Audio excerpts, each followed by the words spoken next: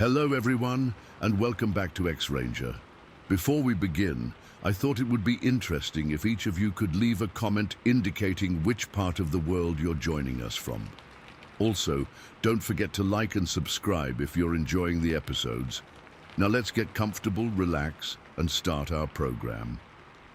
November of 2005 is burned into my head in a way I wish it wasn't. I went out to my river camp in Michigan to top off my deer feeders before the weather turned sour. The forecast that afternoon was for heavy rain rolling in fast, and the guy on the radio made it sound like the clay roads would turn into soup. I know that property well enough to know when to play it safe, so I parked my truck on higher ground about half a mile from the camp, nose pointed toward the main road in case I had to bail. I grabbed my 5-gallon bucket of corn, my funnel, a little bag with a ratchet, 2 straps, and a flashlight. I left the big bag of corn for the second trip because the light was already going soft. It was that late afternoon gray where everything looks the same color and there's a damp bite in the air that tells you you're going to get soaked. The walk-in is a 2-track that dips down toward the river and snakes past a little clearing where I keep one feeder tucked back under some oaks. The ground was greasy under the leaves. My boots picked up that wet clay and made me a little taller with each step. I could smell the river before I could hear it, that cold metallic mud smell it gets when the temperature drops. The geese were loud somewhere upriver, and I remember hearing a couple squirrels arguing over something in the brush, all normal stuff. I wasn't thinking about anything except getting the corn dumped in before the rain made a mess of the road.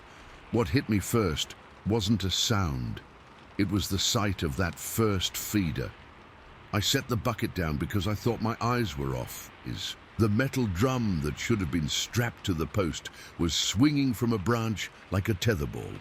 Not kidding. The spinner was canted and scraped the trunk as it swung, and I could hear the little ting of the motor housing tapping bark every swing. I stood there staring at it for what felt like a long time, trying to make the scene make sense. Last time I'd been out, I had it cinched tight to a treated post with a ratchet strap. I had wired it so raccoons couldn't lift the lid. I'm not sloppy with that stuff. The strap was still there, but it looked like it had been yanked clean off.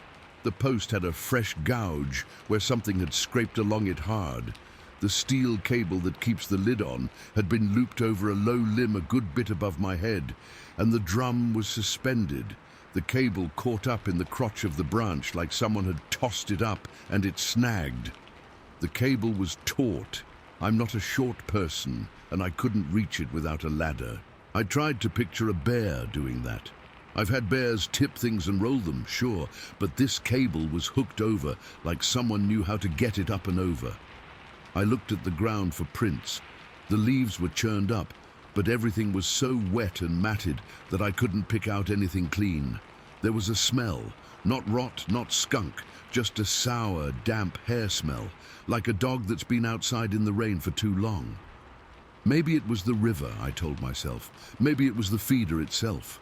I kept trying to think of some regular explanation while my gut tightened up and the little hairs on my neck stood up anyway. I was still figuring out how I was going to get that drum down without a ladder when I saw movement to my left. Just a flick at first, like a shadow adjusting.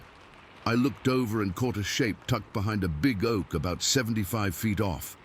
My brain went straight to dog. Some shaggy farm dog, maybe a stray. It seemed too low to the ground to be anything else. Dark gray and black, matted, blending into the trees. The way it moved, though, tripped something in me. It wasn't spooking like a deer. It wasn't blundering like a bear. It was gliding from trunk to trunk, using them to block me from a clean look, timing its steps to the sway of the brush. I honestly thought for a second it might be a person crouched down, trying to mess with me. But in that light I should have seen skin or a jacket or a shape that made sense, and I didn't. I took a couple of steps toward it without thinking, bucket in one hand, other hand up. I wasn't calling out or anything. I was just trying to see what it was. Whatever it was eased away in the same smart, smooth way. like it was aware of my line of sight and didn't want to be in it. It would flow behind a trunk and freeze there until I moved, then slide to the next line of brush. It sounds crazy to say that, but that's exactly what it did. I could feel my pulse in my ears. The light under those oaks was thick and wet, and my mouth was dry. Then it broke cover for a few steps into the open, and I stopped moving because everything in me told me to stop. It wasn't a dog. It wasn't even close. It was standing upright like a person, wide through the shoulders in a way that didn't look human. Long hair, dark grey and black, with bits of dead leaves stuck in it. I'd call it 7 feet, give or take, but it's hard to judge distance and height in the trees. The thing that made my stomach drop were the arms. They hung past where a person's hands would be, way past the hips. Heavy hands, not paws. It wasn't a trick of the branches. I watched those arms swing as it took those few steps. It turned its head toward me. I couldn't make out a full face in that dim light, but I saw an eye and a brow line, and that flat, heavy way a big head sits when there's no real neck. I stood there with my heart thudding, and back at my feeder, the drum banged against the tree as it swung and swung like a slow metronome for my panic. The thing took another couple steps, and then it angled away again, using the trunks like it had before. Calm, deliberate. If it wanted to break into a run and be on me in 2 seconds, it could have. It didn't. It just sort of eased back into the brush and stopped. Even when I couldn't see it, I knew it was there. You get that feeling sometimes in the woods, where your body knows a shape is looking at you, even when your eyes haven't found it yet. That was the feeling, turned up all the way. That's when the loud crack came from behind me. It wasn't a twig. It wasn't a branch falling. It was a full snap, like something thick got twisted until it gave. It was behind me and to the right, maybe 20 yards back toward the 2-track. The crack echoed off the trunks, and my shoulders clenched so hard my neck hurt. The best way I can describe the thought that hit me is this. Whatever I'd just seen had the mass and the strength to snap something big clean through if it wanted to. And I was standing under a swinging metal drum with a bucket of corn in my hand, like an idiot. I didn't yell, I didn't try to scare it off. I set the bucket down and I dumped the corn in a neat pile right there, fast, like I was paying a toll and I wanted to get through the gate without trouble. My hands shook so bad the stream of corn went wide and scattered. I kept my back half turned to the noise and half toward where I'd seen it in the open because I didn't like the idea of not having eyes in both directions. The sour hair smell was stronger. The river seemed louder for a second, even though it wasn't. My mouth tasted like pennies. When the bucket was empty, I left it on the ground and I started backing out of that little clearing. I wanted to turn and run, but turning my back felt like a dare. My boots slid in the mud. Every few steps I'd glance left and right, trying to catch a shape I could hold in my eyes. And every time I looked, I saw nothing but trunks and brush and that empty, wet light between them. No birds, no squirrels. The whole place felt like it was holding its breath. I was too. As soon as I hit the track, I turned and walked hard. Not a jog, not a full run. The kind of fast walk you do when you know if you lose your footing, you'll fall. And that will be the exact moment something happens. I kept my head straight and listened for footsteps that matched mine, and didn't hear any. But I could hear little things that let me know I wasn't alone. A push of leaves here, a branch settled there.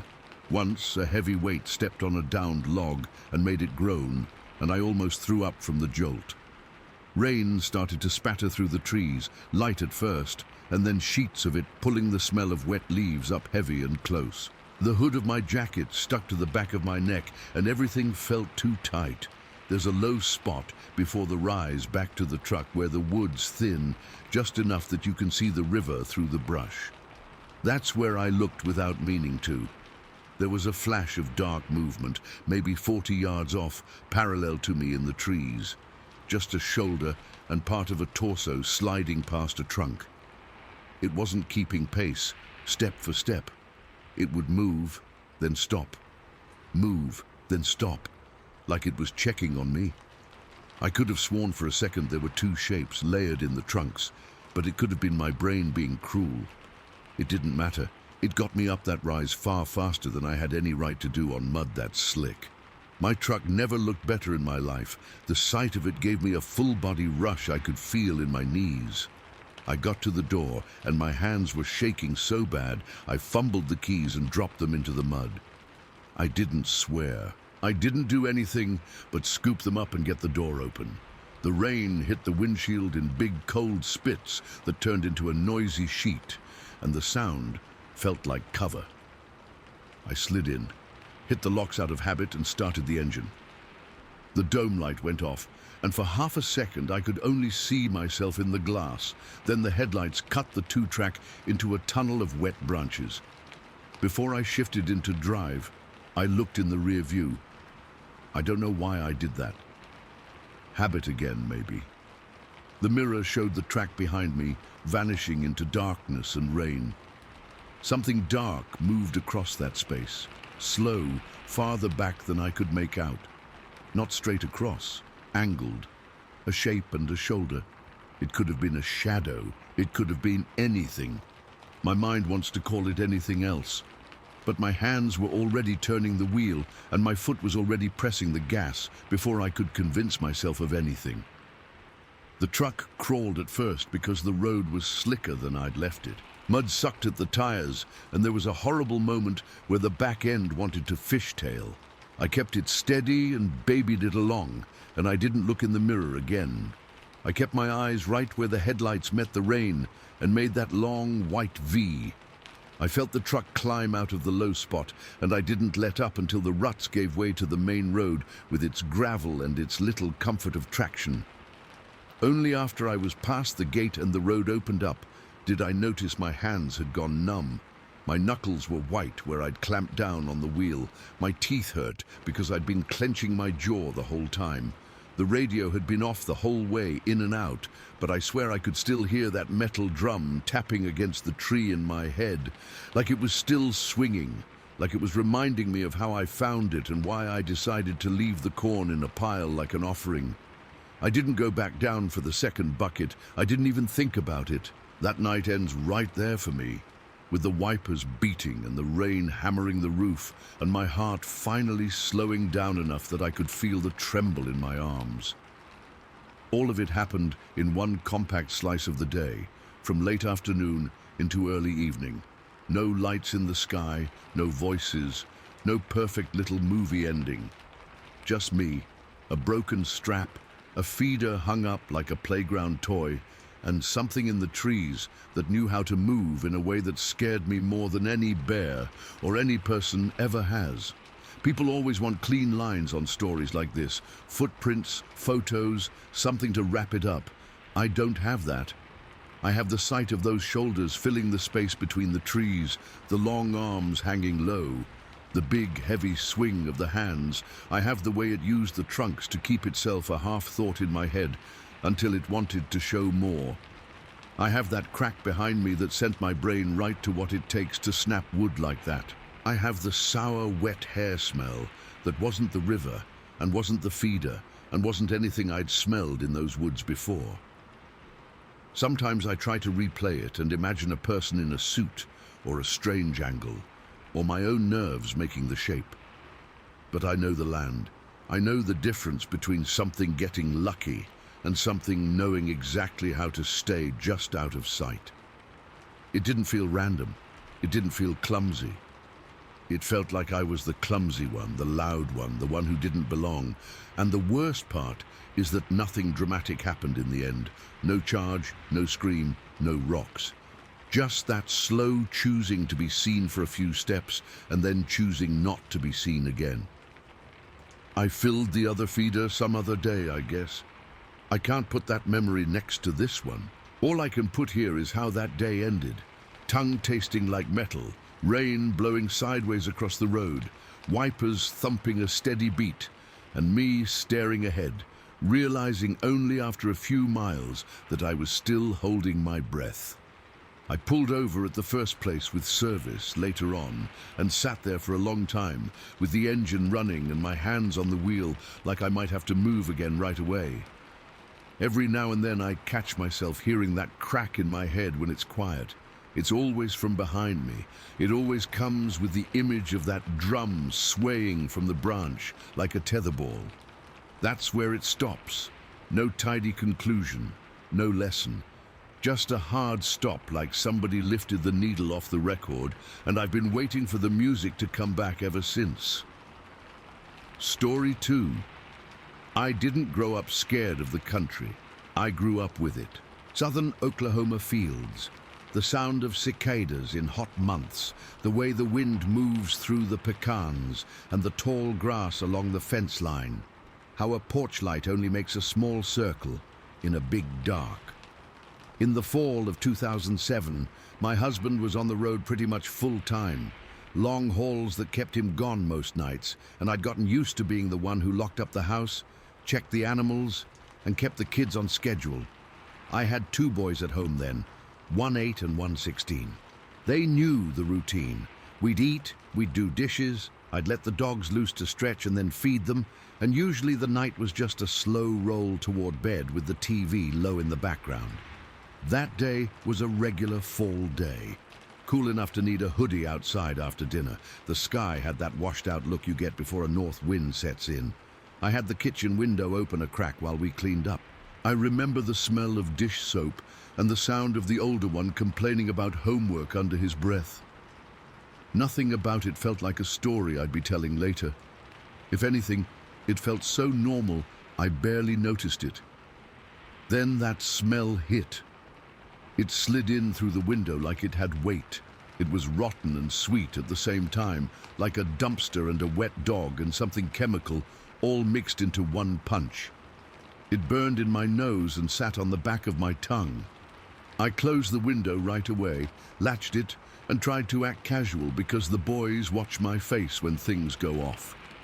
I told myself it was something dead down by the creek, or maybe someone down the road had dumped a bag of fish guts. This is the kind of place where that stuff happens. I sprayed cleaner on the counter, and that fake lemon smell just made it worse. I locked the back door out of habit and moved to the living room. But the smell pushed in again a few minutes later, stronger, like it had walked around the corner and followed the house. The younger one still needed to feed the dogs. He's the kind that doesn't sit still for long, and chores keep him straight. He grabbed the scoop like always and headed to the mudroom door. The dogs usually start up when they hear the scoop hit the metal food bin. That night they were quiet. All I heard was the back steps creak and then nothing. I waited to hear bowls clink and for the dogs to bark. Instead, I heard the door open again and him come in quick. He didn't slam the door and he didn't cry, which told me this was something different. He was pale and focused in a way I wasn't used to seeing on his little face. He said he needed the shotgun. He said there was someone standing by the back fence near the brush pile, just standing and watching the house. He was clear about it, not confused, not guessing. Someone was there. The back fence is close, maybe 20 feet out from the rear of the house, a straight run of barbed wire on steel T-posts with a tangle of cut limbs and storm debris stacked along it. The brush pile was high because we hadn't burned it yet that season. There's a tree line behind that and a narrow trail that runs down toward the creek and then over to a neighbor's pasture.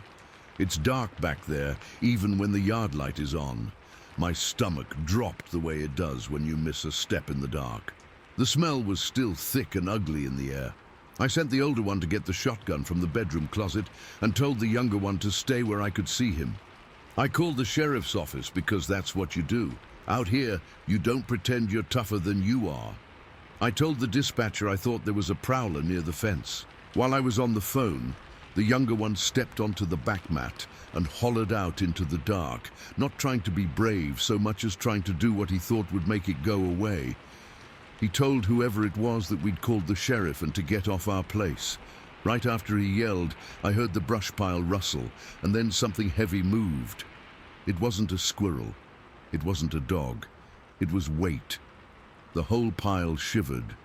Then there was this fluid, easy sound, and whatever was there cleared the brush like it wasn't even an obstacle and went over the fence. No grunt, No stumbling. The barbed wire twanged in a way I hadn't heard before. A low, tight note.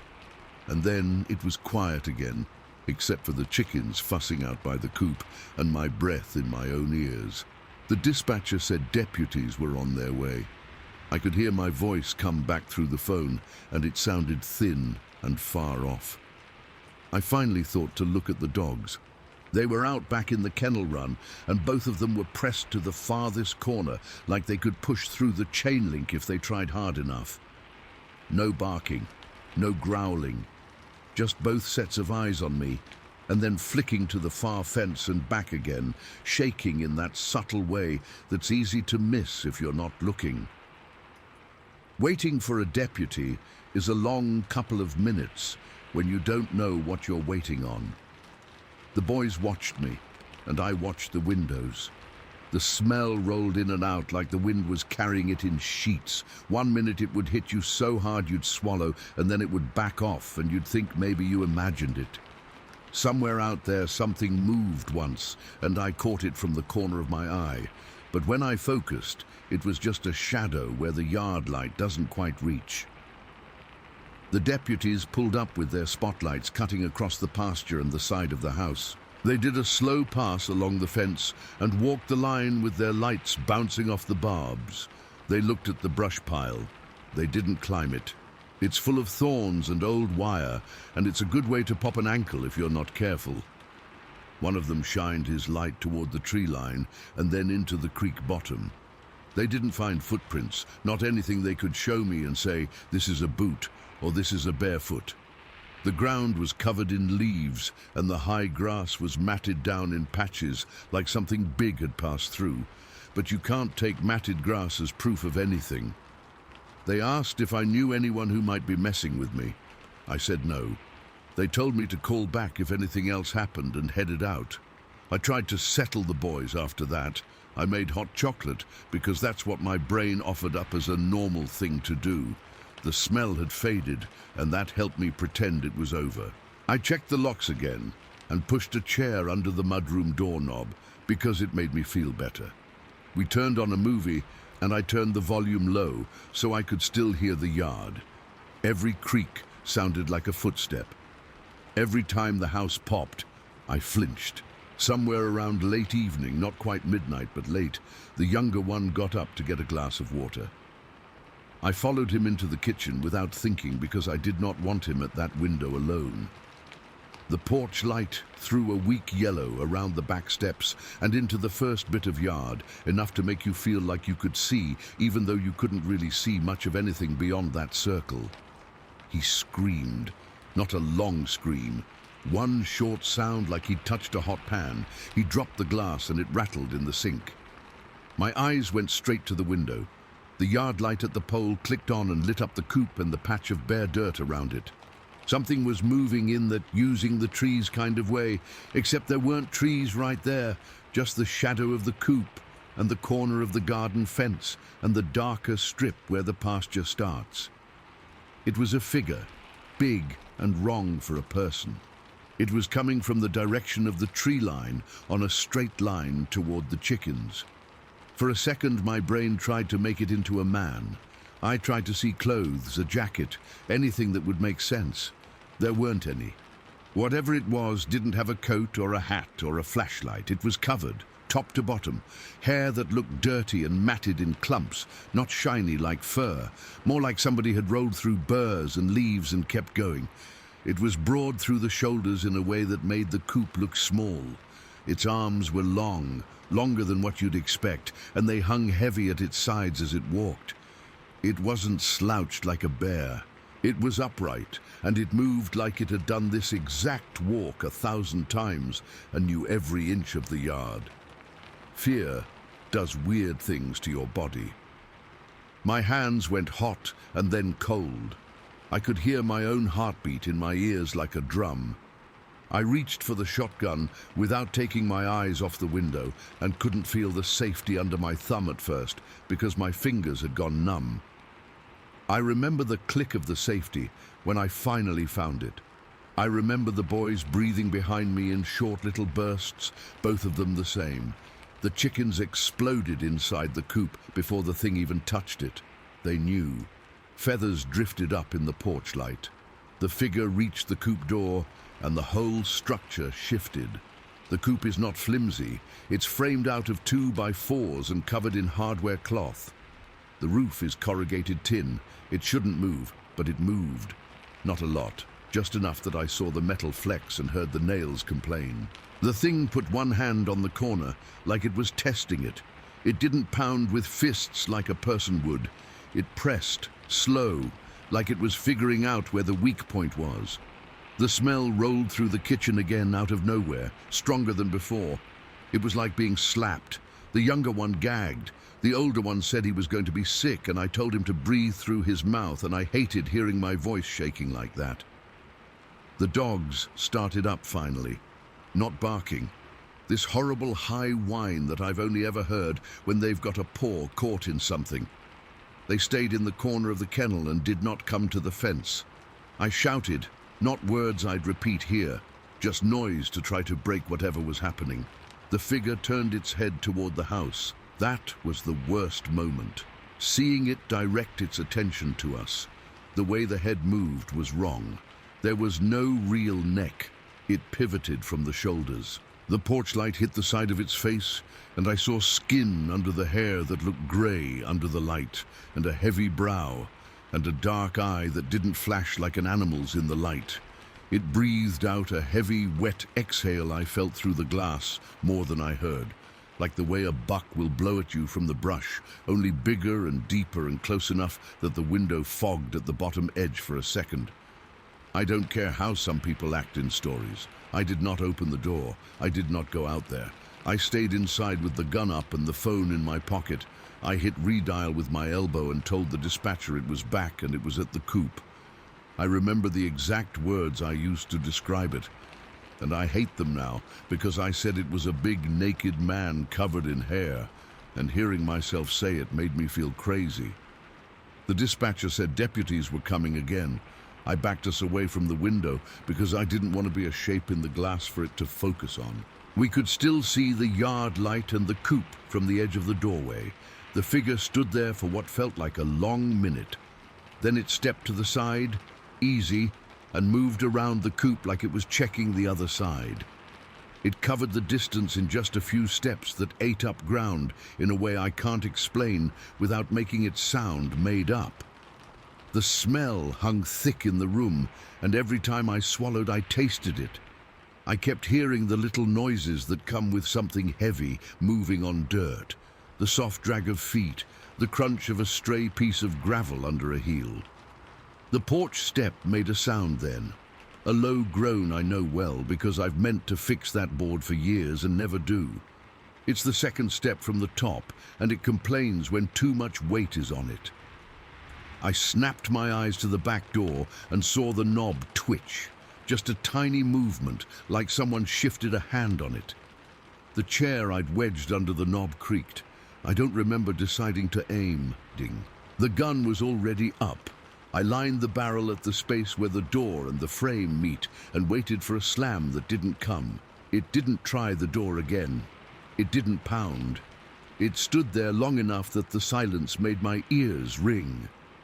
Out in the yard, the coop made that wrong sound again, wood under strain, metal flexing.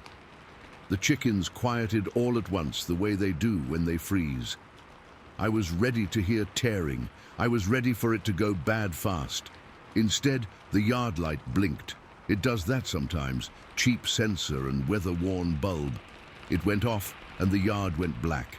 The smell got thinner and slid away.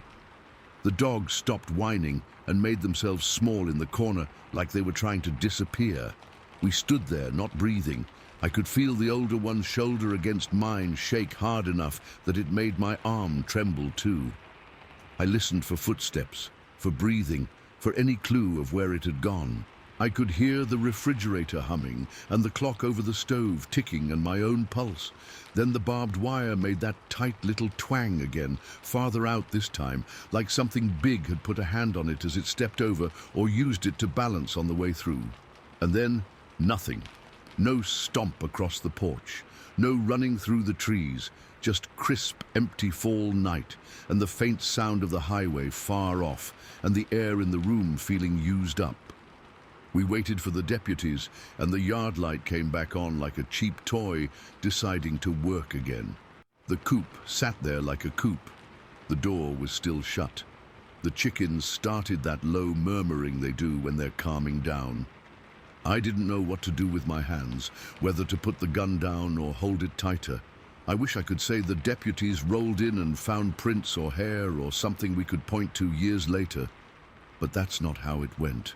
They took their time getting back because they were on another call, and by the time headlights hit our gravel, whatever had been in our yard was long gone. The smell hung around in a few pockets like someone had sprayed it in corners and walked off. I could still feel it in my nose later that night, like it had soaked into me. I haven't got a clean ending for this. On that one night, it came and watched and got close, and then it was just gone. It ended like somebody hit a switch. No moral, no explanation I can live with.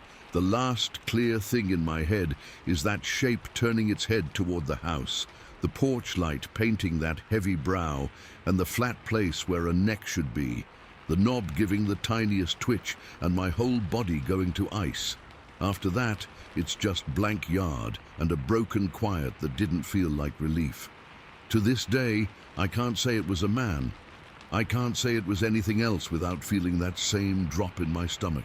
It came, it tested, like it had a plan, and then it didn't. It stopped like someone cut the tape and left the reel spinning, and I'm still stuck on that moment, waiting for the rest of the sound that never came. Story 3. I was 20 when I moved into that little one-room cabin in Oregon. I rented it from an older woman who told me her late husband had built it for hunting and to get away. I was just looking for cheap rent and quiet. The place checked both boxes. It sat off a logging spur that wasn't on most maps. No cell service. Power was temperamental. Half the outlets worked when they felt like it. Heat was the wood stove, water came from a hand pump, and the toilet was an outhouse with a crooked door that never closed right. The clearing was a patch hacked out of thick second-growth fir and cedar, ferns higher than my knees, salal tight enough to hide a person 3 steps off the trail. It felt like the trees ended the world. From the first evening there, I learned the woods had a voice. Different from the kind of night sounds I grew up with, these had weight. There were calls that weren't coyotes, weren't owls, weren't elk. They started right at dusk and ran until light, like a choir that didn't need sleep. Sometimes one would let loose close, then something farther off would answer with a tone that didn't match anything I knew. It wasn't pretty. It was hard and sharp, and I felt it in my ribs more than in my ears. If I turned on the radio to drown it out, I ended up turning it off because it felt wrong to pretend I wasn't listening. The day this happened was one of those raw Oregon days where the air feels wet, even when it's not raining. I spent the afternoon splitting rounds under the eaves and hauling them in by armload. The pump handle stuck and barked my knuckles. The stove fought me and smoked until the pipe warmed up. For dinner, I ate a can of chili straight from the pot and burned my tongue because I didn't want to dirty a bowl. Normal stuff. I remember how the cabin smelled then. Damp wool, wood smoke, and the creosote that always leaked a little at the collar where the pipe met the ceiling. I remember thinking the quiet would be good for me. I had no idea. Right before sundown, the woods went still, the kind of still where you suddenly notice the absence of little sounds. Then something yelled. There's really no better word for it. A long rising scream that rolled out from the slope beyond the outhouse and flattened out at the top like it had run out of air. I stood with my hand on the stove handle and let my mouth hang open because it didn't startle me exactly. It made everything in me brace. A minute later, farther left, something else answered with a different sound, deeper and short, like a bark a freight train would make if a train could bark. Then, farther still, a third voice came in. I didn't want to count them, But I knew there was more than one. The calls kept trading off for a while, not constant, more like a pattern I couldn't figure out. Sometimes I heard a snap out in the dark, a limb under a heavy step, and my hands would go sweaty even if the room felt cold. I tried to tell myself it was elk. I had seen droppings near the trail, but I hadn't seen elk that close to the cabin, and, more important, I hadn't heard elk make those sounds. At some point I decided I needed to know where it was coming from. That's the dumb thing people say they'll never do, and then do. Curiosity and the kind of nervous that makes you move instead of freeze. I grabbed my flashlight, the heavy kind that takes big batteries and doubles as a club, pulled on a jacket and stepped onto the porch. There are 3 warped boards there that always give under your weight and complain. I remember pressing my hand against the door jamb just to feel something solid. The yard is small. You take maybe 6 big steps and you're at the edge of the ferns. The outhouse sits to the right under a big cedar that drops bark curls all over the path. Beyond that, the ground starts to fall toward a creek. The trees are so close together, it feels like a wall.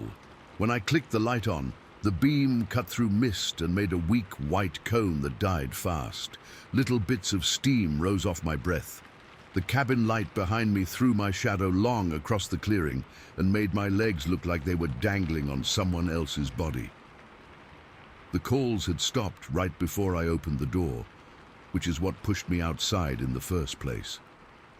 I know that sounds backward, but silence sometimes is worse than noise.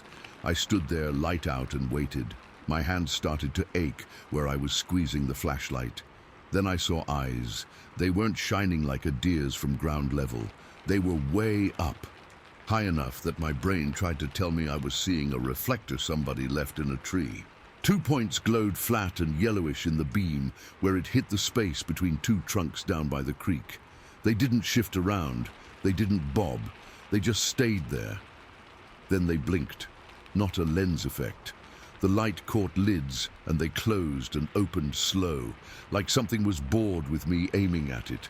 Everything in me pulled tight. I count height by stupid things I know. The top of a door frame, how high I can reach. Those eyes were a lot higher than any door frame. From where I was, from the way the beam rose to meet them and how the lower branches sat on that cedar, I'd put them around 11 feet up. I told myself I was misjudging. The ground drops, the trees lean. I wanted any other answer, except my heart didn't care about math. I panned the light a hair left and right to see shape, and the moment the full beam hit that space, it rumbled at me. Not a roar, not a scream, a deep, chesty growl that rolled through me and made the porch boards under my feet shiver a little, like they were part of me. I didn't stand there and study it. I spun and got inside so fast I clipped my knee on the threshold. I pulled the door shut, threw the deadbolt, and slid the little chain I had put in when I moved in. I stood with my back against the door and felt stupid for going out, and more stupid for thinking I had any business being there at all. The noise outside didn't follow me in. No steps on the porch, no hands on the door, nothing. The growl cut off like someone had dialed it down. My breathing sounded too loud in the little room, and the stove popped and made me jump. I kept the flashlight in my hand. I don't know why. The lights were on. Maybe I thought the weight of it would matter. Time went weird after that. I tried to read, then I tried to listen. Every sound had meaning. The stove creaked like someone touching it. The wind tapped a branch against the roof edge, and I heard it as knuckles. Then the calls started again, not right at the edge of the clearing, but circling farther out. One left of the outhouse, another down toward the creek, and sometimes, faint, a third one higher upslope. They overlapped and separated, like a conversation I couldn't translate. And I kept thinking they were moving, and then thinking maybe it was just the way sound traveled through the trunks. I checked the windows. I made sure the little latches were hooked. I pushed a chair under the knob out of a feeling more than logic. I set my boots by the bed just in case. I remember telling myself I would not fall asleep because that felt like asking to be surprised. Then I did the thing you do when you're alone and afraid. I tucked into the corner of the bed with the stove giving off that orange light, and I dozed off anyway because my body was tired. It was around 1 a.m. when I woke to banging. I didn't dream it. It was a solid hit to the siding under the window by the table that rattled the glass in the frame. I sat up so fast I made myself dizzy. The banging came again, not at the same spot. It thumped the wall by the stovepipe, and the pipe rang like a bell, which it had never done before. I remember smelling fresh pitch in the air, that sharp, wet wood smell you get when a log splits. Another hit came low along the boards like something threw a shoulder into it. No footsteps, just sudden impacts and then little nothing gaps that stretched long enough to make me think it was over. Then the door handle clicked. Not the gentle test you see in movies. The knob turned just enough to set the latch, then let go. Metal against metal. I stared at it and saw that tiny movement, like someone was adjusting their grip. The chair under the knob ticked against the door skin. I heard breath that wasn't mine, not big huffs, just the sense of someone on the other side using up the air I wanted. The doorknob turned again, slow until it hit the stop of the lock, then let go. The deadbolt held and the chain stayed slack. My hands were so sweaty I almost dropped the flashlight. I had it up and aimed at the door like that would do anything. The house felt smaller by the second. The banging went around the walls again. Not a run, not a steady pace. It would hit, then wait, then hit. The waiting messed me up more than the hits. I could feel each one in my teeth. The stovepipe rattled on the next impact, and ash floated inside the firebox and came out as a tiny breath of grey into the room. I tasted it on my tongue and swallowed, because fear makes your mouth feel like cotton. The window by the table flexed in its channel with a soft squeal of old paint. I heard a sliding sound outside that could have been a palm going down the boards or something heavy brushing past. I had been inside one-room cabins on hunting trips before, and I knew how they're set. This one sat on stacked block piers at the corners and a couple down the long sides. No skirting, nothing locked it down. A person could crawl under it easy. I thought of that and pictured seeing fingers come up under the gap by the threshold, and I actually moved my socked feet up on the chair like a kid because the thought made my skin crawl. What happened next went beyond hearing. The floor moved. It started as a lift. I felt in my stomach more than in my feet. The corner where the bed sat, the far corner from the stove, rose a couple inches. Enough that the little enamel cup on the table slid. Enough that the lampshade tilted and righted and spun a quarter turn. Enough that my breath caught and I didn't know where to put my hands. Then it dropped. Not a crash, not a fall, a controlled down that still made the whole place thunk onto the block, with a boom that came up through the bed frame into my bones. The stovepipe roared like a gust had hit it and the fire jumped. The wall by the head of the bed shuddered, and dust sifted out of the seam at the ceiling and freckled the blanket.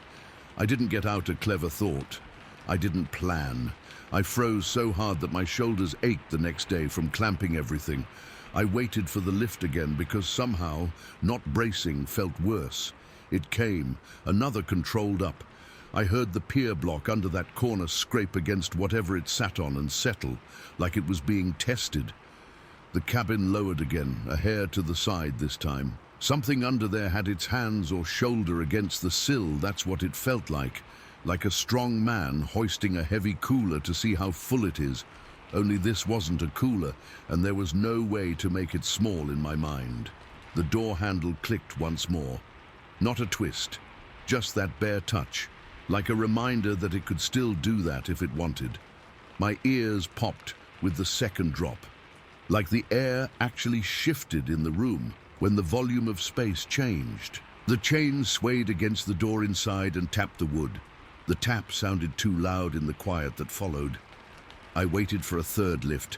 I counted in my head without meaning to, and got to 10 and then higher, and the number lost shape, and the waiting turned into a pain under my ribs. The banging didn't start up again. No more hits along the walls, no sliding on the siding. Outside, the woods were back to being woods that swallowed everything. No calls, no owls, no wind through the needles. I could hear my own breath and the click of the stove settling. A single ember collapsed inside and made a tiny crackle that made me jump. I stayed like that, half crouched on the bed with the flashlight on my knee, aimed toward the door, for I don't know how long. Long enough for the heat in the stove to drop and for the orange to fade to a dim red. Long enough for the room to get that chill that creeps up from the floorboards.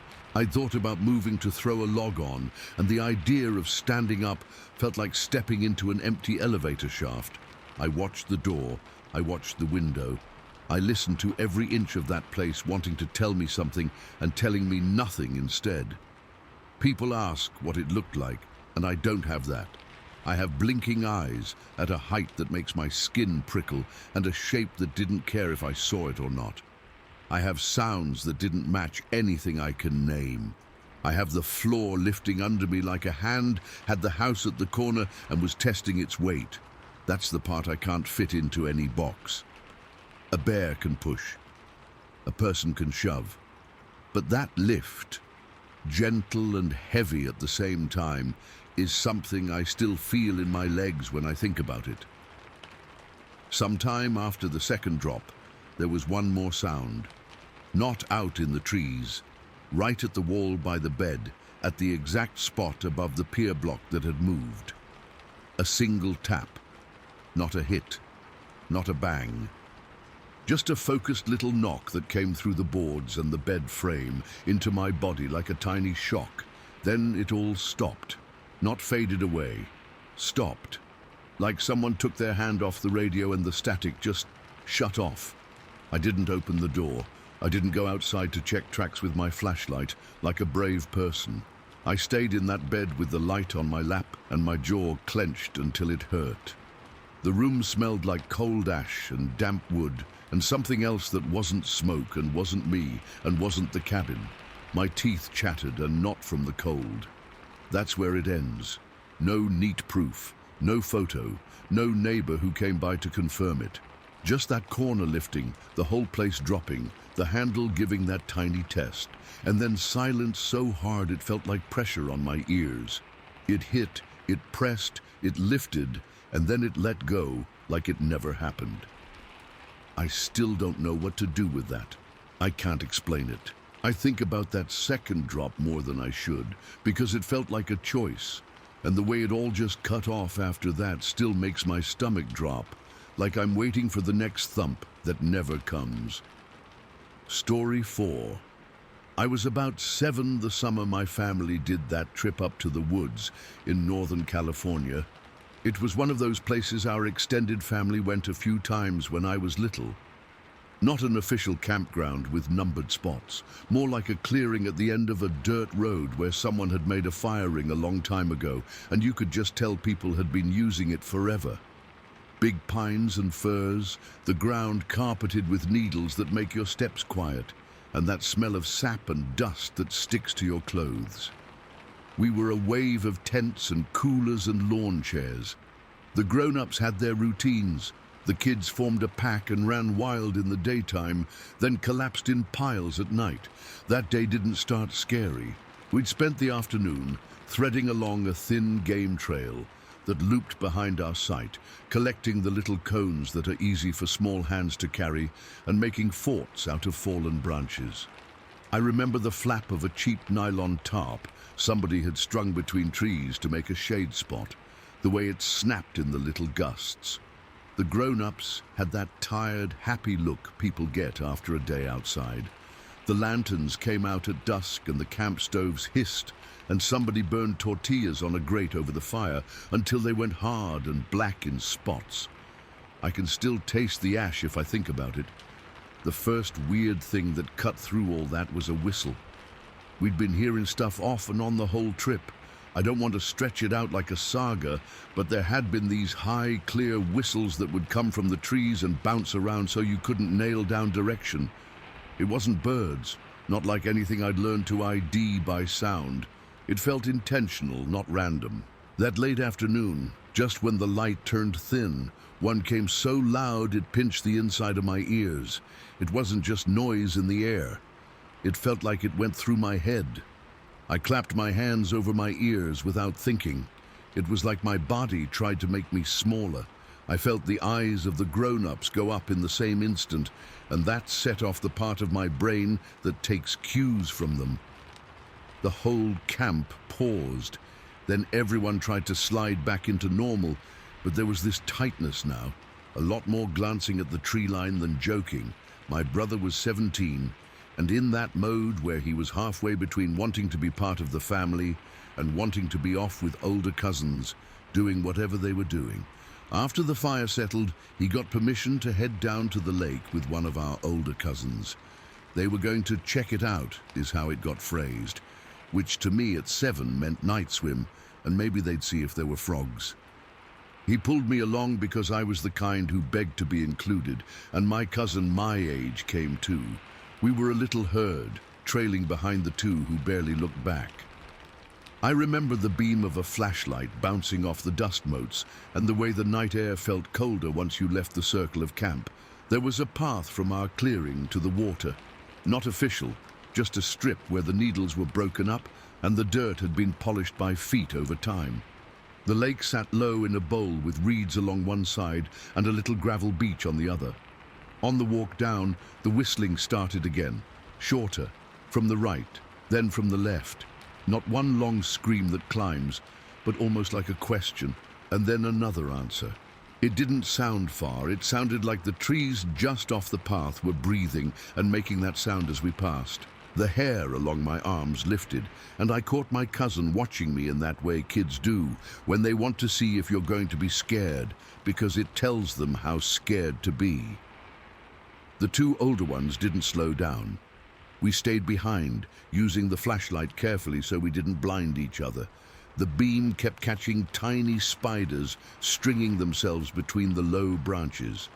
Every now and then, something cracked deep off to the side, like a limb giving under weight. Not a squirrel crack, heavier. You know the difference even when you're little. The whistling kept up in this weird pattern. It wasn't like somebody standing still. It felt like it was moving with us, just out of sight, matching our pace on both sides. That's the part I don't like thinking about. It felt like we were being escorted. When the trees opened at the edge of the lake, my eyes took a second to adjust. The sky was actually lighter over the water. The lake looked black, but it was a lighter black than the trees, if that makes sense. The older two peeled off with as little attention paid to us as you'd think. They went down to the gravel, kicked shoes, and moved away like they had a plan, and it didn't include babysitting. We stuck to the little beach where the slope was gradual and the water didn't bite as hard when it hit your ankles. The cold shocked my feet in a good way at first, that kind of jolt that makes you giggle and then grit your teeth. We kept close together because the dark made all distances weird. When you turned your head just right, you could catch a thin ribbon of light from the flashlight pointing at the ground. It made the rocks at our feet look sharp and bright. The whistling didn't stop at the shore. It changed. The sound came across the water now.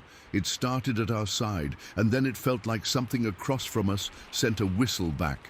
The air was so still, no wind to carry sound away, so it hung on the surface. The lake had reeds along the far edge, black spears sticking up, and that was where one of the higher whistles came from, clear as if it was right at my shoulder. My ears rang a little from how tight the previous ones had been. I could feel where the sound had pressed into my head. My cousin and I stayed where it was just above our knees. Little fish would flick against our shins sometimes, and we'd jerk away and then try to act like it was fine. The older two moved further down the shore. I couldn't hear them anymore over the frog chorus starting up at the edges and the tiny slap of wavelets against the rocks. I kept looking back toward the path, expecting to see someone step out from those trees, but nothing was there. The darkness felt like it was leaning in. It hit so fast I didn't make a sound at first. 1 second I was turning my head to check on my cousin, and the next there was this heavy contact on the side of my face. Not a splash, not a slosh. It felt exactly like when someone runs into you hard with an elbow in a gym, except there was no one on that side of me. The shock of it made a popping noise in my head. My eye flashed white, and then everything tightened. I went down to one knee in the water, and it went up my nose and burned. When I reached for my face, I could feel the heat blooming there, even though the lake was ice cold. The skin swelled under my fingers as I touched it. Instantly, I hadn't known that could happen that fast until that moment. My cousin made some kind of sound and splashed backwards. I started crying without meaning to. There wasn't even real pain yet. It was just this huge, immediate hot ache and panic that pulsed in time with my heart. The water felt suddenly thick and pressing, like it wanted to pull me under even though it wasn't deep. I put my palm against my cheekbone and felt it already puffing. When I pulled my hand away, the dark made it hard to see, but I could tell the skin was going tight. I was too young to think about a thrown rock or anything that logical. My brain just translated it as a hit from nothing. Nothing else moved. That was the strangest part. There was no splash nearby like something had jumped in and out. No ripples coming toward me. The water right beside me was smooth, just little rings from where I'd gone down and popped back up. The reeds on the far side were still. The only big movement was the shaking in my arms and the way my cousin's hands kept flexing like she didn't know whether to grab me or not. The whistling cut off completely at that exact moment. It didn't trail away, it just ended. The older two came back in a rush because of the noise we were making. I pressed both hands to my face and tried to walk through the water without falling. The rocks under my feet were mean, and every step made my head feel like it weighed more than the rest of me. I kept waiting for something else to happen. A second hit, a hand or a splash or anything that would explain the first thing. Nothing came. The path back to camp was only a few minutes, but it stretched. I could feel the heat from my eye throw off the cold of the night, and when the flashlight beam swung by, even in that light, you could see the color changing. Back at the fire, everything went messy the way it does when something goes wrong around a lot of people. Busy hands tried to be helpful. Someone pressed a cold can against my face. Someone else ran a cloth under the water jug and made it drip over my cheek until it stung and I jerked away. The grown-ups kept looking past me into the trees as much as they were looking at me.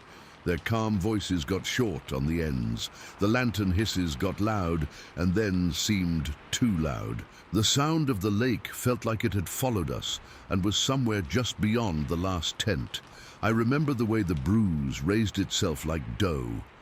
That's the only way I know to describe it. It had a high edge by the cheekbone and then pooled dark under the eye, and it felt like it would split the skin if I smiled. I didn't smile. I sat on a camp chair and tried to breathe through the sniffling. When I closed my eyes, I could feel the hit again, something hard and shaped like bone, coming in from an angle that didn't match any person I could see around me.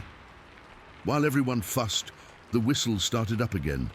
Not near the water now. They were behind camp in the trees. 2 sets, one a little higher, one lower, both sharp. Theirs were close enough that the sound reared back and jammed itself in my head like a physical thing. It made my good eye water. The younger kids cried because they couldn't tell if this was a game the older ones were playing or something else. The dogs from the camp up the road, the only other people in that area, went from normal camp neighbor barking to dead quiet. You could hear the fire spit and the tall trees creak, and that was it. Grown-ups did that quiet talk you don't get to hear as a kid, but you can feel. People pulled their coolers closer. The little kids got zipped into sleeping bags inside the big tent, like that zipper would keep sound and dark out. I wasn't tired. Everything in me felt like a rubber band, stretched to the edge. I kept pressing the cold can into the swell and then lifting it because the cold made the skin hurt in a whole different way. The whistles felt like a lure at that point, and no one bit. Nobody marched into the trees to check. No one shouted back. No one joked about campers messing around. It didn't have that flavor. It had the flavor of something that wanted a reaction. The fact that it got none seemed to bother it. There was a long one that went on so high and steady, it felt wrong, like something human trying to blow on a coach's whistle and failing and turning it into something else altogether. It hurt. I put my hands over my ears without thinking and doubled over, and my bruise screamed under my fingers. Tears came up new and hot, and I got mad at myself for a second for being little. And then it all just cut. Not a fade. Not the woods gradually getting loud with normal things again. 1 second, I was braced for another blast that would push behind my eyes, and the next second, there was nothing. The air felt like it changed temperature by a tiny amount when the sound stopped. People looked around like they'd lost count of something and were trying to pick it back up. Somebody threw a wet log on the fire to make a smoke screen, and we all breathed it in and coughed because it gave us a thing to do. We went to bed, because that's what you do at a camp when you run out of moves. The big tent that was meant for 2 adults ended up with 3 of us kids shoulder to shoulder, all of us pretending to be asleep. I lay there without blinking until my eyes burned. Every time a needle fell from a branch and hit the outside of the tent, I flinched. I kept hearing my pulse in my ear, and under that there was another phantom whistle that wasn't there and was somehow still there. If anything walked through camp after we zipped in, I didn't hear it. The silence was a weight that felt new and wrong. That night ended without an answer. It didn't end with a figure looming in the lantern light or a grown-up catching a prankster or any of the tidy things you see in made-up versions of nights like that. It ended with my eyes swelling up in a way you could watch happen under the glow of a camp lantern, with the pines standing still, and with everyone in our group acting like the best way to make it stop was to move as little as possible. Even now, I can bring back the exact texture of that hit on the side of my face and the way the whistle made the tunnel of my ear feel full. I hate that I don't have anything to pin it on. 1 second, being nudged along a path by sounds that weren't ours. The next second, a hard elbow from empty air and a bruise forming under lake water. And then it all shut off, like someone pulled a plug, and it left me hanging there, waiting for the noise to come back and finish the feeling it started. It never did. I'm still stuck on that moment, pressed between the dark water and those trees, with that heat in my cheek and nothing to explain it. Story 5. I didn't want to be out there in the first place. That's the honest start. 4 weeks ago, my friend Chad had been on me non-stop about doing this loop at a state park not far from where we grew up. He's the guy who keeps a pair of boots in his truck and gets restless if he hasn't posted a picture from a trail in a few days. I'm not that person. I sweat too much. Bugs love me. And I don't like the feeling that you can't just step off the path and grab a coffee somewhere. He wore me down. He said this one was easy, mostly flat, about 5 miles, and he had that convincing grin like he was selling me a used car.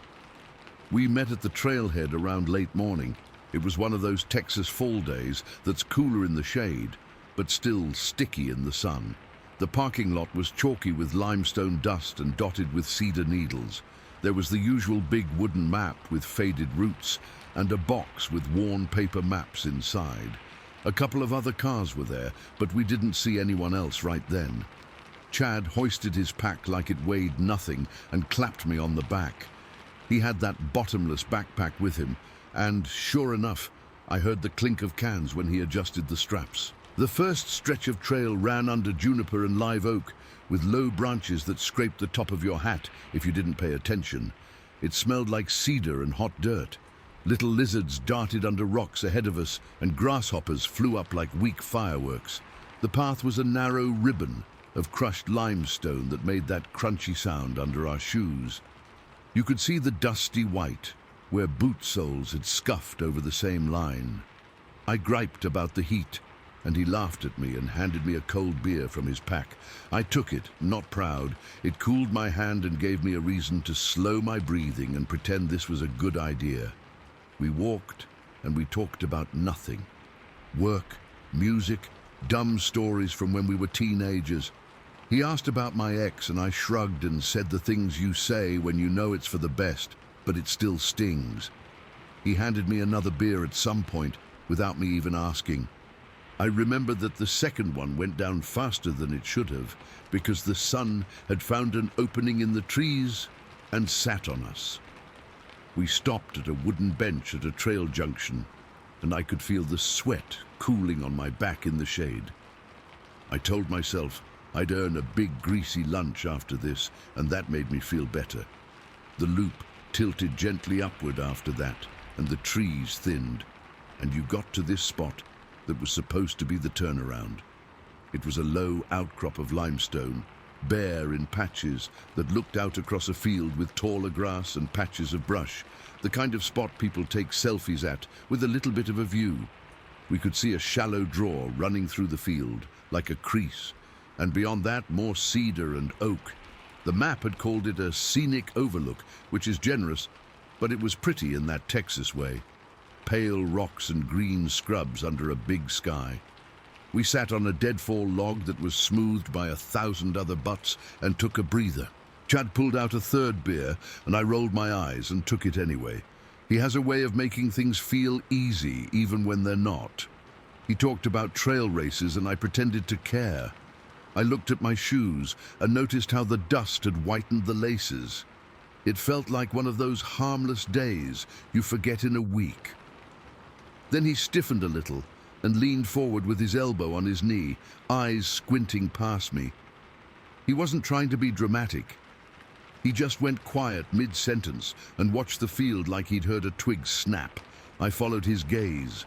Most of what I could see was grass that had gone yellow in the late heat, brush clumps, and that low draw cutting through like a shallow ditch. For a second, there was nothing, and I said something dumb like it was probably a hog. There was movement, not a flutter like a bird or the low wave you get when wind passes through tall grass. This was mass. Something dark worked its way along the edge of the draw about 100 yards off, maybe a little more.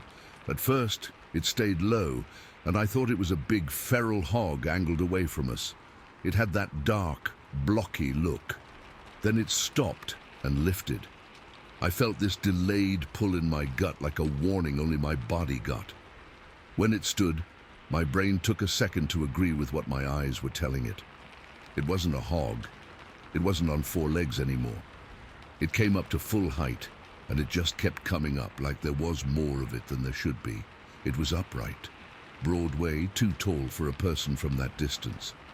I hate guessing heights in the moment, but 7 feet is the number that sits right in my head. It could have been more. The shoulders were the thing. It was wide, and its arms hung heavy at its sides and long, past where a normal person's hands would stop. The hair wasn't glossy.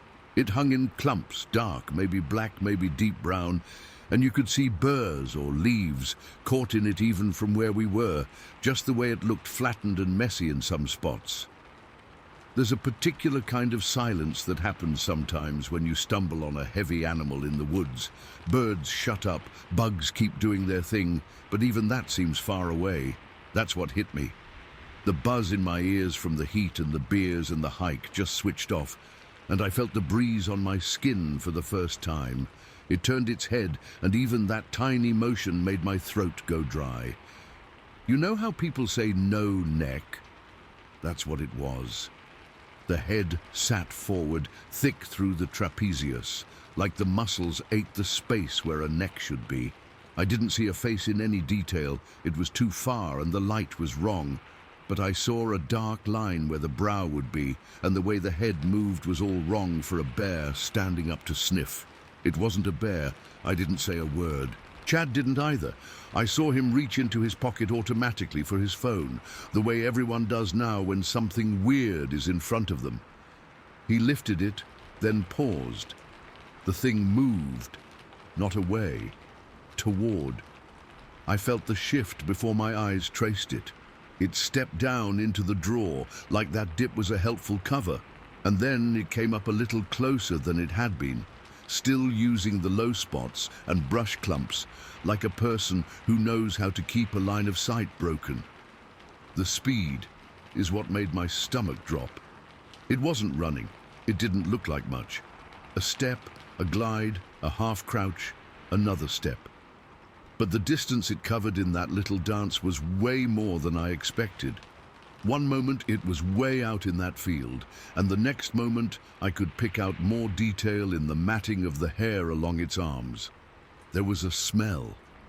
I didn't notice it, and then suddenly it was there, like when you walk past a dead skunk on the highway and the smell punches into the car from nowhere.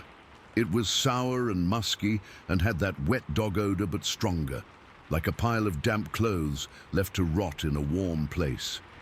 It filled my nose and I could taste it on the back of my tongue. My stomach rolled. Chad had his phone out, but it was like he couldn't make his thumb press anything. He brought it up, and then his eyes slid past the screen toward the drawer and got wide in a way I hadn't seen on his face. That was all I needed. The part of my brain that still tries to be reasonable wanted to wait for a better look, for confirmation, for a picture that could shut down the part of me that would later doubt. The rest of me didn't care. The rest of me said it was time to go. We didn't shout. We didn't make a scene. We stood up in the same quiet way you stand up when you don't want to tip a chair. I slung my empty can back into Chad's open pack without even meaning to. He grabbed his straps. We moved. The trail back into the trees from that overlook runs along the top of that slope for a little bit and then drops into a wash that weaves back into the thicker cedar. It's narrow in spots where the limestone edges stick up and make little steps. I remember my feet finding those steps without me looking down, the way your body goes into a focused rhythm when it thinks it needs to. The smell got stronger in pulses, like we'd walk through pockets of it, and each time it would hit, the hair on my arms would lift. We didn't run. Running on limestone scree is a good way to go home with a broken wrist. We walked fast, too fast, that half trot you do on a trail when you want to move, but keep your balance. Our breathing got loud. I kept my eyes forward because turning to look felt like something that would slow me just enough to cost me. Even without looking, I knew it was moving with us. Not right behind us like a movie, off to the side, parallel. I could hear it sometimes. A heavy step that didn't match our steps, the pop of a branch under real weight, not coyotes, not deer, this deeper creak of brush that makes your body react before your brain catches up. Every time that noise came, the bugs went quiet again for a flicker of a second, like the woods were holding their breath with me. There was a fork in the trail a ways back, one way being the proper loop and the other being a cut that led back to the parking lot quicker. We hit that post, and I didn't even think about the scenic way. We took the cut. The sign was sun-bleached and had a little arrow someone had carved into it with a knife, and I remember thinking I was grateful for that dumb carving to push my decision along.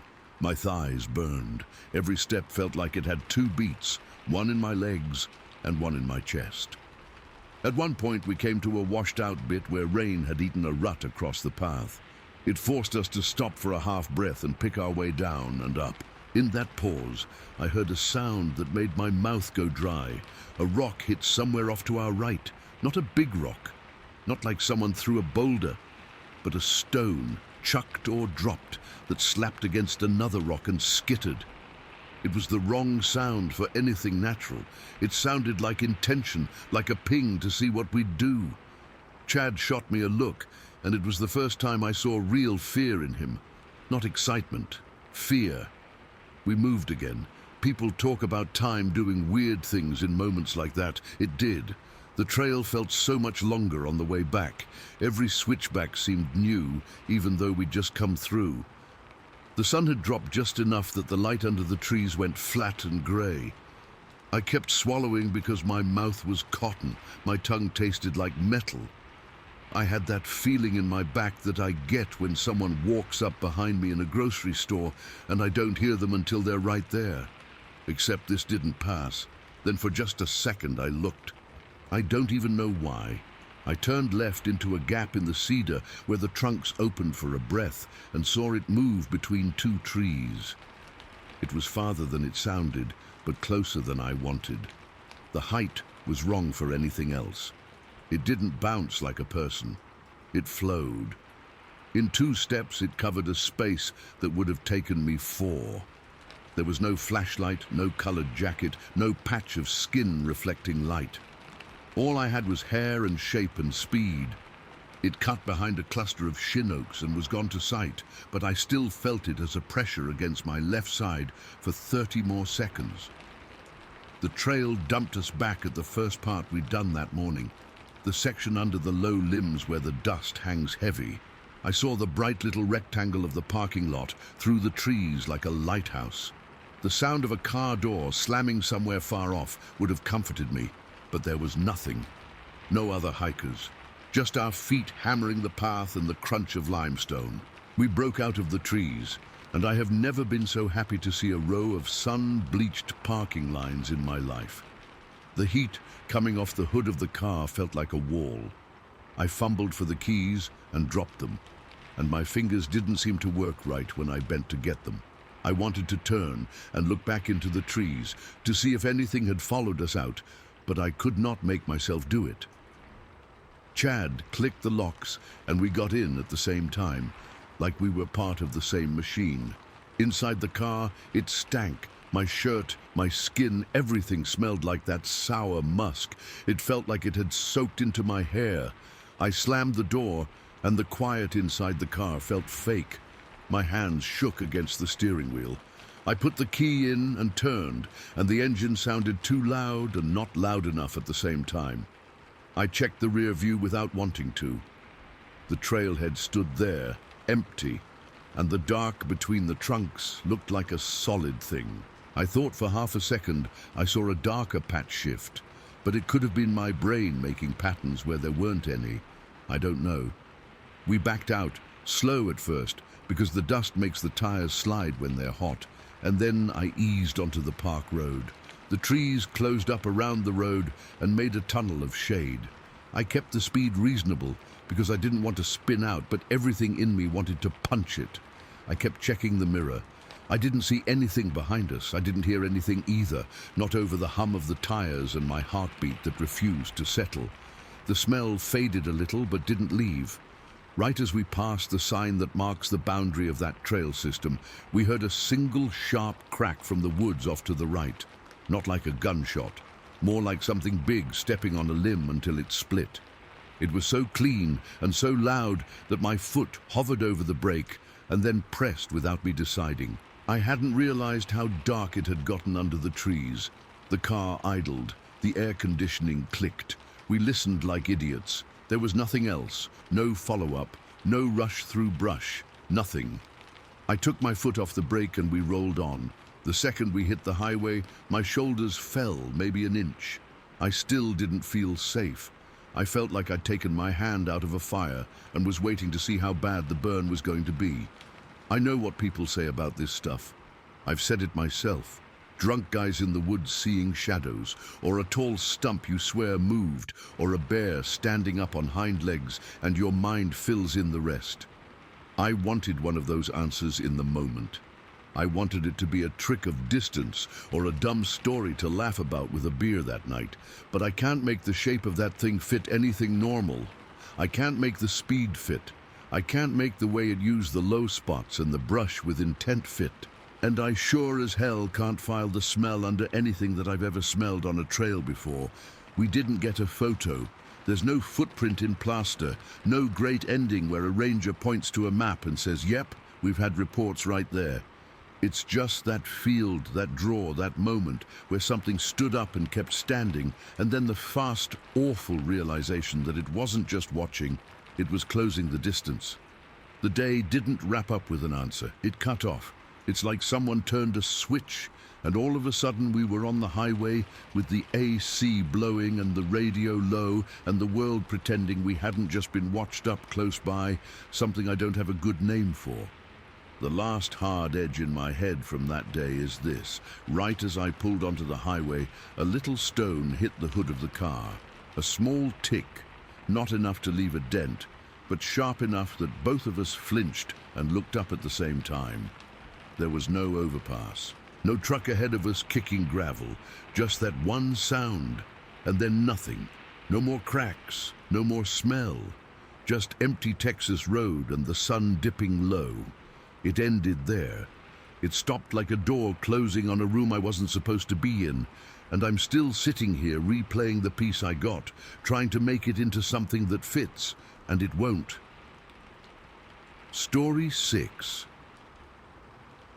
I was young and cocky the summer of 1976, the kind of person who looked at a topo map and a blue sky and believed that meant nothing bad could happen. My friend and I had been doing long day pushes in the Cascades, trying to string together routes we'd only heard about from older hikers. We set our eyes on the Stewart Range, where Asgard Pass meets the shoulder of Dragon Tail. Back then, you could go a whole day without seeing anyone up there. No permits, no ribbons tied to branches, just old blazes, cairns here and there, and the occasional boot print if you were lucky.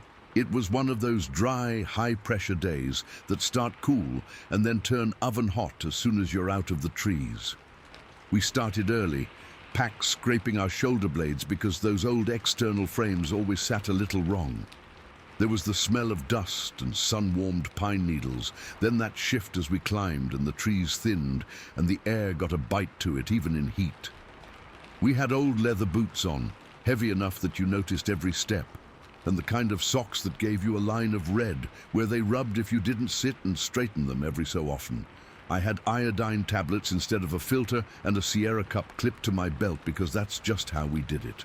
We'd planned a route that came up from the basin and wrapped toward the pass. It would have been 15 miles, give or take, if we'd done it all. We cut across talus fields and boulders that sit like giant steps laid out by some drunk giant, every rock a different angle. Little snow patches lingered in the shade under larches. Pikas chirped at us and disappeared between rocks. The sun bounced off granite and made that white glare that soaks into your skull. By early afternoon, we were high enough that the world had gone mostly gray and green and white. The lake below us looked like a piece of glass. The place people call the Lost World Plateau was up there, a flat-looking sweep tucked just out of view, and we could feel that big, silent presence of glacier-carved stuff all around us. We weren't talking. When you get that high and the air gets thin, words feel like work. We were doing that shuffle that isn't quite a walk and isn't a scramble, hands on rock more than you expect, keeping balance on slabs that feel like they want to slough off under you. We stopped on the side of a hill where the ground broke for a seep. You see them up there all the time. Just a thin ribbon of water coming out of the hillside, trickling over moss into a little trough someone had cleared with boots and hands 100 times before. The rest is rock and lichen, and then this one place with green and sound. We shrugged our packs off, and both of us had the same first thought. Water. I dipped the Sierra cup, watched the silt settle, knocked in a couple iodine tablets, and set it on a flat rock to work while I peeled an orange and got the sticky on my hands. Across that little outflow, maybe 200 feet off and up a steep pitch of broken stone and stub trees, something moved. It was one of those movements that doesn't read as important until your back brain marks it. I remember thinking bear, brown shape, big, up on a slope where I've seen bears nose around, especially when the blueberries are on. It had that bulk to it, not lean like a deer, not the thin line of a coyote. I didn't point or say anything. I just looked. My friend had his head down, dealing with a hot spot on his heel, and didn't see it at first. The shape took a step up, then another. It was going straight up a line we weren't planning to cross, angling to a little shelf of rock above the seep. It moved smooth on terrain that makes me choppy. My mind held on to the bear idea until the motion didn't fit. The first thing that broke it for me was the way it used its hands. Not paws slapping down awkwardly. Hands. It reached and pulled the way a person does when the ledges are just a little too tall for easy walking. It would brace a foot, put a hand on the rock lip, and hoist. Not a climb like some agile animal flowing up a tree. A deliberate, human-like pull. Then it straightened between moves, and I saw the length of the legs and the way the arms hung when they weren't on the rock. Way longer than mine. The arms fell down past where a normal person's hands would land. The hair was brown, sunburnished in spots, not glossy like a bear. It hung in clumps in places where the wind could catch it, with the underlayers matted as if it had been wet not long ago. I couldn't see a face yet, not that far and with that angle, but I could see shoulder and chest in the moments it stood up to switch grips. There was no neck in the way I think of a neck, head set into the shoulders like it belonged there. My friend saw my face, turned and followed my line of sight. We both went still. I could hear the seep in the silence between our breaths. Everything else fell away. It didn't look our way at first. It was focused on its line. The way it moved told me it knew that, hillside like I, know the steps in my own house. It never looked down to check for footing. It didn't test the loose stuff the way I do. It just flowed up those awkward shelves, not fast, but sure. When it reached a bigger low-angle slab, it crossed it with that rolling stride that eats ground without bouncing, heel to toe like a person. I would have been on all fours. It didn't need that. Closer up now than when it started. 50 yards across and up, maybe a bit more. Enough that I could make out the sway of hair at the elbows and the broad, thick build under it. Not bodybuilder, not thin, just big. Built for the work it was doing. The smell people talk about. I didn't get a wave of it the way some do. The air was too clean up there. Maybe a hint of something animal on the breeze. Could have been anything.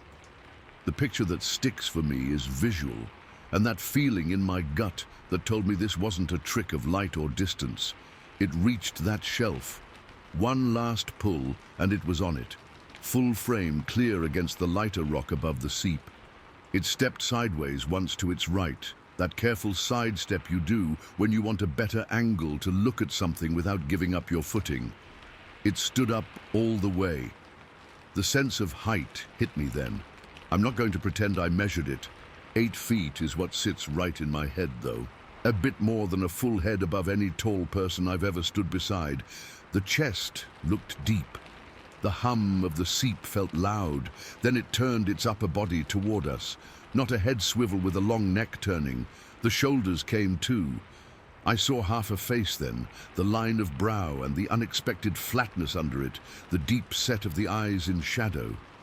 Skin not pale, more like old bark under the hair.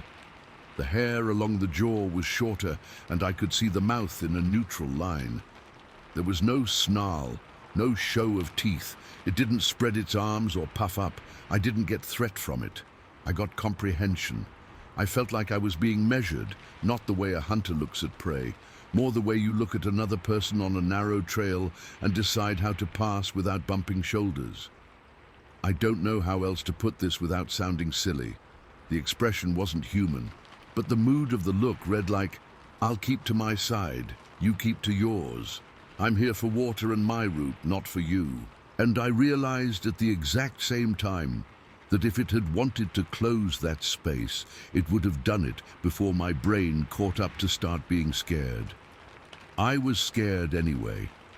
My throat was dry. My tongue stuck to the roof of my mouth like old tape.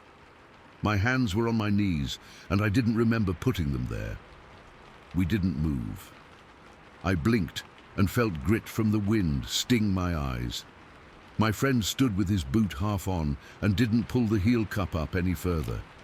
The world narrowed to this small, open place in an ocean of rock and the sound of water and that huge, quiet thing looking right at us. I don't know how long that little standoff lasted. Long enough for my legs to tell me I'd been too still. Not long enough to do anything like reach for a camera. Even if I'd had one at hand, I don't think I would have. It would have felt wrong to lift something and point it.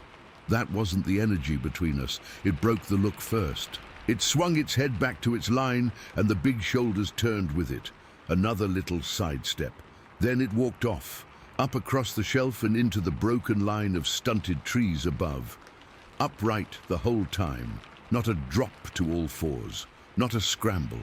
A walk. Each step was clean and placed. It used a hand twice more to steady up rock lips, and the hand contact was as plain as anything I've ever seen. Fingers around an edge, not a paw pad, not a hook of claws, a hand. It vanished into the line of Krumholtz like a big person walking behind a screen. 1 second a half picture, and the next, nothing but empty. No rustle, no parting of branches that lasted more than a breath. We stood there anyway, waiting for some follow-up sound, some stick breaking, anything. The seep kept talking the way water talks, and that was it. The silence after felt as solid as the granite under us. I let out a breath I'd been holding. It left my body in this weird, shaky way I don't love to remember. We didn't say anything clever. We didn't high-five about seeing something crazy. We sat down, pulled our packs closer, and looked at each other with that wide-eyed look you give when you're not sure if you saw what you saw and you know the other person did. He nodded once, no grin in it, just that shared fact. We both saw it. We spent a long time there. The idea of standing and turning our backs on the place made me feel exposed. I forced down the iodine-tinted water. It tasted like a swimming pool and metal. The orange peel had gone dry in the sun on the rock beside me. A fly landed on it and I watched it because focusing on something tiny helped my breathing get normal. Eventually we put our boots back on properly, cinched the straps, and sketched out how we'd move.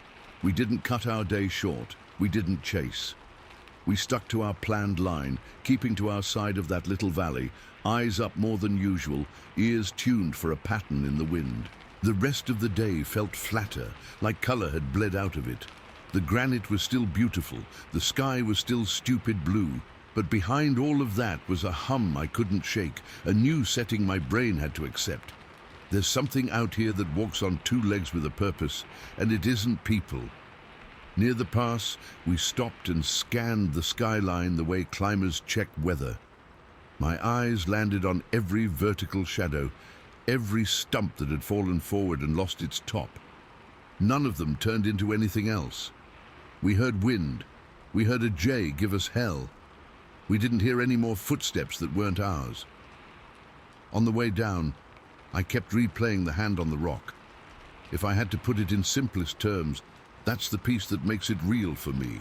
Bears can climb. They can stand and reach. I've seen that. But this was hand over hand, the weight shift and pull of a body built to do that, with shoulders and arms like mine, but scaled up. Seeing it do that on stone I know is slick with grit, and where I've fallen more than once, drove it home in a way no footprint ever would have. We made it back to the trailhead sore and unnaturally quiet. My ankles sang with that tired ache that lets you know you earned your sleep. The road dust rose behind us in that late light way and made a ribbon in the air. I put my pack in the trunk, and my hands shook more than they should have for the amount of coffee I'd had. My head felt like a hive with 1 bee still trapped inside. I know what I saw. I don't know what to call it. Without inviting people to roll their eyes and decide things about me I don't control. I don't have a clear photograph or a cast or a hair sample.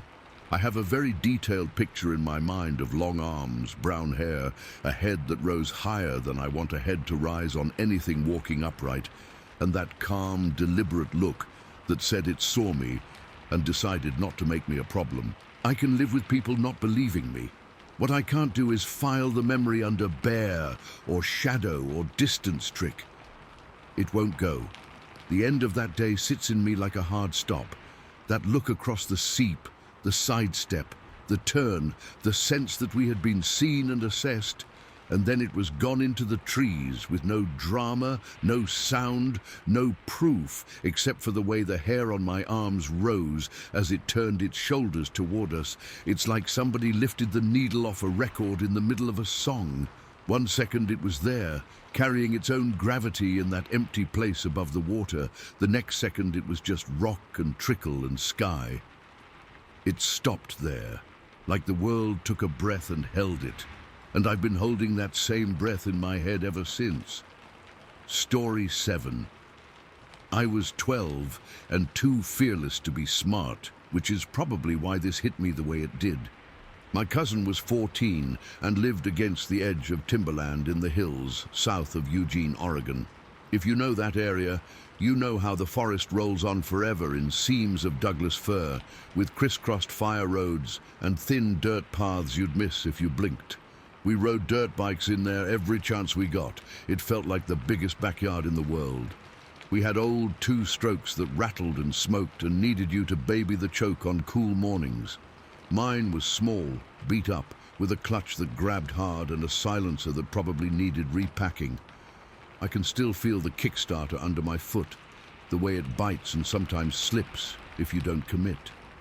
We rode with helmets 2 sizes too big and scratched goggles, gloves that smelled like fuel and damp earth, no chest protectors, no phones. Our rules were simple.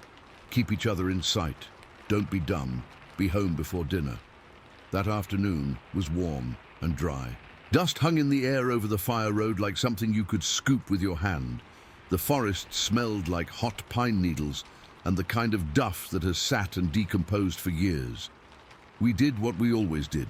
My cousin led, I followed, and we took every tight switchback like we were better riders than we were. The trails out there aren't groomed. They're old fire cuts and game paths people with dirt bikes adopted. There are water bars that turn into jumps if you're brave. Lots of roots, lots of ruts. You pay attention or you get tossed. We hit a section that serpentined through salal and young fir, broke into a small logging landing where the sun baked the ground, then dropped back into thicker stuff. My goggles fogged a little every time I stopped, then cleared when we moved. I remember my forearms burning from holding on, the sweet, sharp smell of premix exhaust in my nose, and the taste of dust until I could chew it. The first hint that anything was off was smell, not sound. We had just ducked under some low branches and coasted into a shaded draw when something hit me in the face so hard I rolled off the throttle on instinct. It wasn't a little whiff. It was like turning a corner behind a restaurant dumpster in summer, only worse. Sweet and rotten and sour and animal, like wet dog, old meat, and a skunk that took a bath in vinegar. It punched into my helmet and filled my mouth, even though I had my mouthguard in. I glanced ahead at my cousin and saw the exact same thing happen to him. His left hand went to the clutch, engine barked high as it unloaded. Then he killed it. I killed mine too, more because my brain wanted a second of quiet than because it was smart. When two-strokes go silent at the same time in the middle of the woods, the world goes weird. You hear the tick-tick of the engines cooling. You hear a few flies. You realize how much sound the bikes were covering. The air was still, no breeze to blame. That smell hung in it like a thing that could touch you. We looked around without saying a word. This was a narrow bit of trail in a pocket where the ground dips and the trees grow tight. On one side was a mess of salal and sword fern a little taller than my knee, and on the other side, a thicket of young fir that stood so close together you'd have to turn sideways to push through. The trail itself was a single line a foot wide, a little bermed from tires, with roots like knuckles showing in spots. If something dead was nearby, I expected to see it, but there was no raccoon, no deer carcass, no pile of fur and bones, just that stink, sudden and heavy, like it had turned on with a switch. I thumbed the starter, got nothing because there was no starter, and suddenly remembered I was on a kickstart bike. My brain wasn't right. I kicked, and the engine barked to life, and I felt better just from the noise. My cousin waved me forward and eased his clutch to roll without making us a dust cloud. We were both thinking the same thing. Keep moving. Don't sit in that smell. It had that not good feeling to it. We eased around a left bend where the trail pinched between a fir trunk and a hump of roots. There was a little open space right there, matter of a few feet where the trail straightened before it ducked behind another clump of trees. That's where it happened. Something stood at the edge of that little opening, just off the trail. It wasn't far. I could have hit it with a pine cone if I tried. 20 feet, maybe a tiny bit more. It was small, but not small like a dog or a coyote. My brain went through animals in a blink. Not a raccoon, not a bear cub, not a deer. It was upright. That's what stopped me. It was on two legs, and it was just there, square in a gap between ferns and young tree trunks, looking at us. It stood about 4 feet tall. Hair covered it, not fur like a bear, but longer hair that hung in strips. The color was deep brown, almost black where it was thicker, with leaf bits stuck in it. The only way I've ever been able to describe the hair is like dreadlocks, not neat ones, more like shaggy ropes. Some pieces were 6 inches, 8 inches long, hanging off the arms and around the legs in a way that made the outline messy. The face had hair around it, but less, and I could see skin there. Not pink, not pale, darker, with a texture like the back of someone's hand who works outside all the time. The eyes looked too big for the head, deep set, shiny in the shaded light, and staring without blinking right at us. The way it held itself made it seem more like a kid than an animal. Arms down at its sides, hands loose, feet planted. The knees had a tiny bit of bend. I could see the chest moving, just a little, like it was breathing slow. It didn't sway or bob or do that nervous twitch wild animals do when they're close to people. It just stood and looked the same way we were looking at it. My cousin's front tire was on my back tire at that point because both of us had crept forward and then stopped hard when we saw it. My engine sputtered and died because I'd let the clutch out without thinking. And in the sudden quiet, I could hear my own breath inside the helmet. We did not move. None of us did. It's crazy to say, but I had the thought that this might be someone's weird pet for half a second. That's how out of place it felt. But it wasn't a monkey. It wasn't any animal from a zoo I'd ever seen in real life. It was its own thing, standing dead still, eyes big and dark and focused. The smell was still in my helmet, but my brain had pushed it to the back because the front had to deal with what I was seeing. I remember stupid details, the way a fly landed on my glove and I wanted to shake it off but didn't move my hand, the way the foam in my goggles itched at the bridge of my nose, the tick of heat rising off the exhaust and drying sweat on my shin. I could feel my heart beating hard enough that my chest moved with it. My mouth went desert dry. I told myself not to do anything fast. I told myself that if it was a small bear and the light and shadow were tricking me, now was the time to back away slow. But it wasn't a bear. Bears don't stand like that with their arms hanging and turn ahead the way this thing did. It tilted its head just a touch, like a person who's trying to understand what they're looking at. Time stretched into a thin line. If you asked me then how long we stared at each other, I'd say 2 minutes, maybe a little more, maybe less. Long enough for my arms to feel heavy from holding still on the bars. Long enough to start to think that nothing was going to happen and maybe we'd all ease back from that tiny open space and pretend none of this existed. Then something grunted behind it.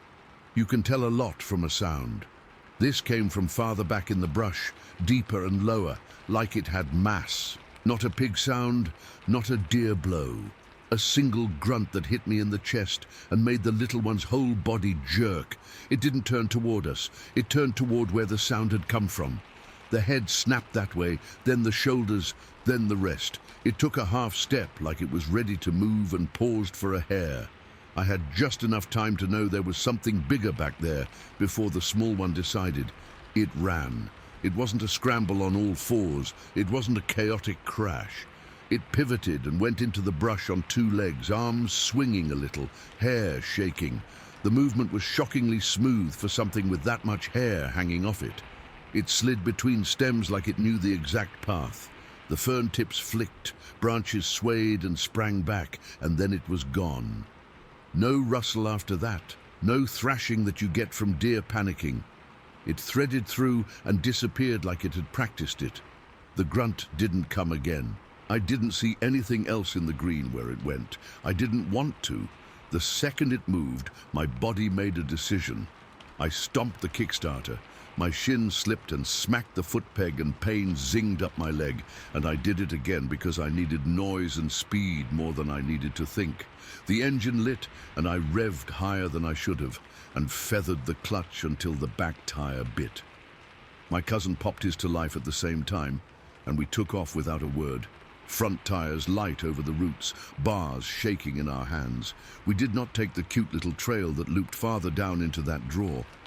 We took the line that got us up and out, back toward the fire road. I could feel eyes on my back until we hit the first water bar, then the second and the third, and finally the cut that spat us into the open. The stink faded by steps like it lived in pockets, and we were moving out of its range. I checked mirrors I didn't have and looked anyway, trying to catch anything dark moving where the trail zigged. All I caught were trees in my peripheral and my cousin's shadow keeping pace. We pushed the bikes harder than made sense. The engine sang. The chains snapped against the swing arms over bumps. My hands tingled from the vibration. A blue haze hung behind us from the exhaust, and I wanted it stupidly as cover, like smoke would hide us if anything came into the open. The forest that had seemed like our playground a half hour before had turned into a wall of places you couldn't see. Every stump looked like it wanted to stand up. Every shadow felt heavy. We didn't stop until we hit the logging landing again, full sun on our shoulders, tall grass around the edges, the hum of bees loud. We rolled to a stop and let the bikes idle, then killed them because the familiar ring-ding suddenly sounded like it was calling attention to us. We sat on the bikes, 1 foot down each, helmets still on, because taking them off felt like losing a layer of skin. I could hear my breath inside the helmet, that hollow, echoed sound, and my heart finally started to slow. My shin throbbed where I'd slipped the first kick. My forearm shook. We talked without looking at each other, not what you see in movies, no dramatic lines, just short, clipped facts. What did you see? How tall? On 2 legs, hair like ropes, big eyes, 20 feet, not a bear, the grunt, something bigger back there, the way it moved. We kept saying the same small set of things because we didn't have better words for it. We didn't say the word everyone wants to stick on it. It felt like saying the word would make somebody in our family laugh or make the whole thing turn into a story we'd have to make funnier or scarier to tell, and neither of us wanted that. We took the main fire road home faster than we should have. The hill back to the house isn't long, but it felt like a climb you could measure in hours. I kept looking for a truck or a hiker or anything that would make the world normal again, like a car passing on the next ridge. And there was nothing, just miles and miles of trees and a sky that didn't care. We rolled into the driveway with the smell of hot metal and premix, and that other stink still ghosting around the edges like it had soaked into us. The engines ticked as they cooled, that mechanical little heartbeat sound that usually makes me happy. I shut the fuel petcock, kicked the stand down and sat on the bike without getting off for a minute because my legs felt rubbery. My cousin's eyes were huge in the shadow of his helmet, and he didn't lift his goggles right away. The place where we kept the bike suddenly felt too bright and too close. We had that split second where we could have gone straight inside and said what happened. Instead, we sat there listening to the noises of the driveway and the house and the normal world catch up. I could hear a dog bark far off and a crow give that rough call they do, and it anchored me. We said we should check the chain slack, which was stupid busy work, and we did it anyway, fingers black with dust, because moving felt better than standing still. There's no clean way to end this. There's no picture. There's no plaster cast of a footprint or a phone call to a ranger that wraps it up neat. It happened in a slice of time one afternoon, and then it stopped as fast as it started. 1 second, something that had no place in my mental list of animals was standing 20 feet away, watching me sit on a bike with my engine stalled, my goggles fogging, my heart trying to climb into my throat. The next second, a deeper sound came from behind it, and it was gone into a wall of green like it had never been there at all. The moment that nails itself into me isn't even the stare. It's that single grunt from behind it. That's when the whole picture shifted from weird to wrong. That's when I knew there was more in there than the small one we saw. That's the second my body flipped from curious to get out now. Everything after that feels like it moved on a rail. Kick, slip, kick, fire, go. The ending of it was abrupt. No chase, no rocks thrown, no screams. Just an exit that left my nerves redlined and my brain scrabbling for something to file it under that wouldn't make me feel crazy. I can still pull up that little open spot in the trail if I close my eyes. The pale root hump. The stump to the right with a strip of bark peeled away. The way the fern tips were brushed down, where something thin and tall stepped and then didn't leave a track I could find. It's clear as the day it happened. And then it's gone, like somebody clipped the end off the film. No fade, no swelling music. Just a hard stop, and me sitting on a dirt bike in the driveway later with my gloves in my lap, feeling the engine ticks go quiet, and realizing the woods had just handed me something I can't explain, and then took it back like I never had it. Story 8. I was 11 the late summer we were driving back to Tacoma from a camping trip. If you were around back then, you remember how those truck campers felt, the kind with the little overhang bed and windows that rattled. It was a clear, warm evening, the kind where the light hangs on your skin and everything looks dusty orange. We were tired from breaking camp. We had coolers packed sloppy, a pile of damp towels wedged by the door, and that mix of pine and campfire smoke still clinging to everything. It was around 7 in the evening when we pulled off on a little dirt road on the Fort Lewis Army Reservation. Just a quick stop to stretch and use the bathroom before the last push home. The spot wasn't anything official, just a wide shoulder next to a line of trees where the dirt had been pressed flat by tires over time. You could still see the 2 tracks where trucks had eased in, parked, and eased out. The air was warm but starting to cool, in that way it does when the day finally lets go. Mosquitoes hadn't come on yet. You could hear a woodpecker somewhere. The main highway noise was a soft hiss through the trees, like faraway surf. My parents and younger siblings piled out one side of the camper chattering, looking for a place to poke around.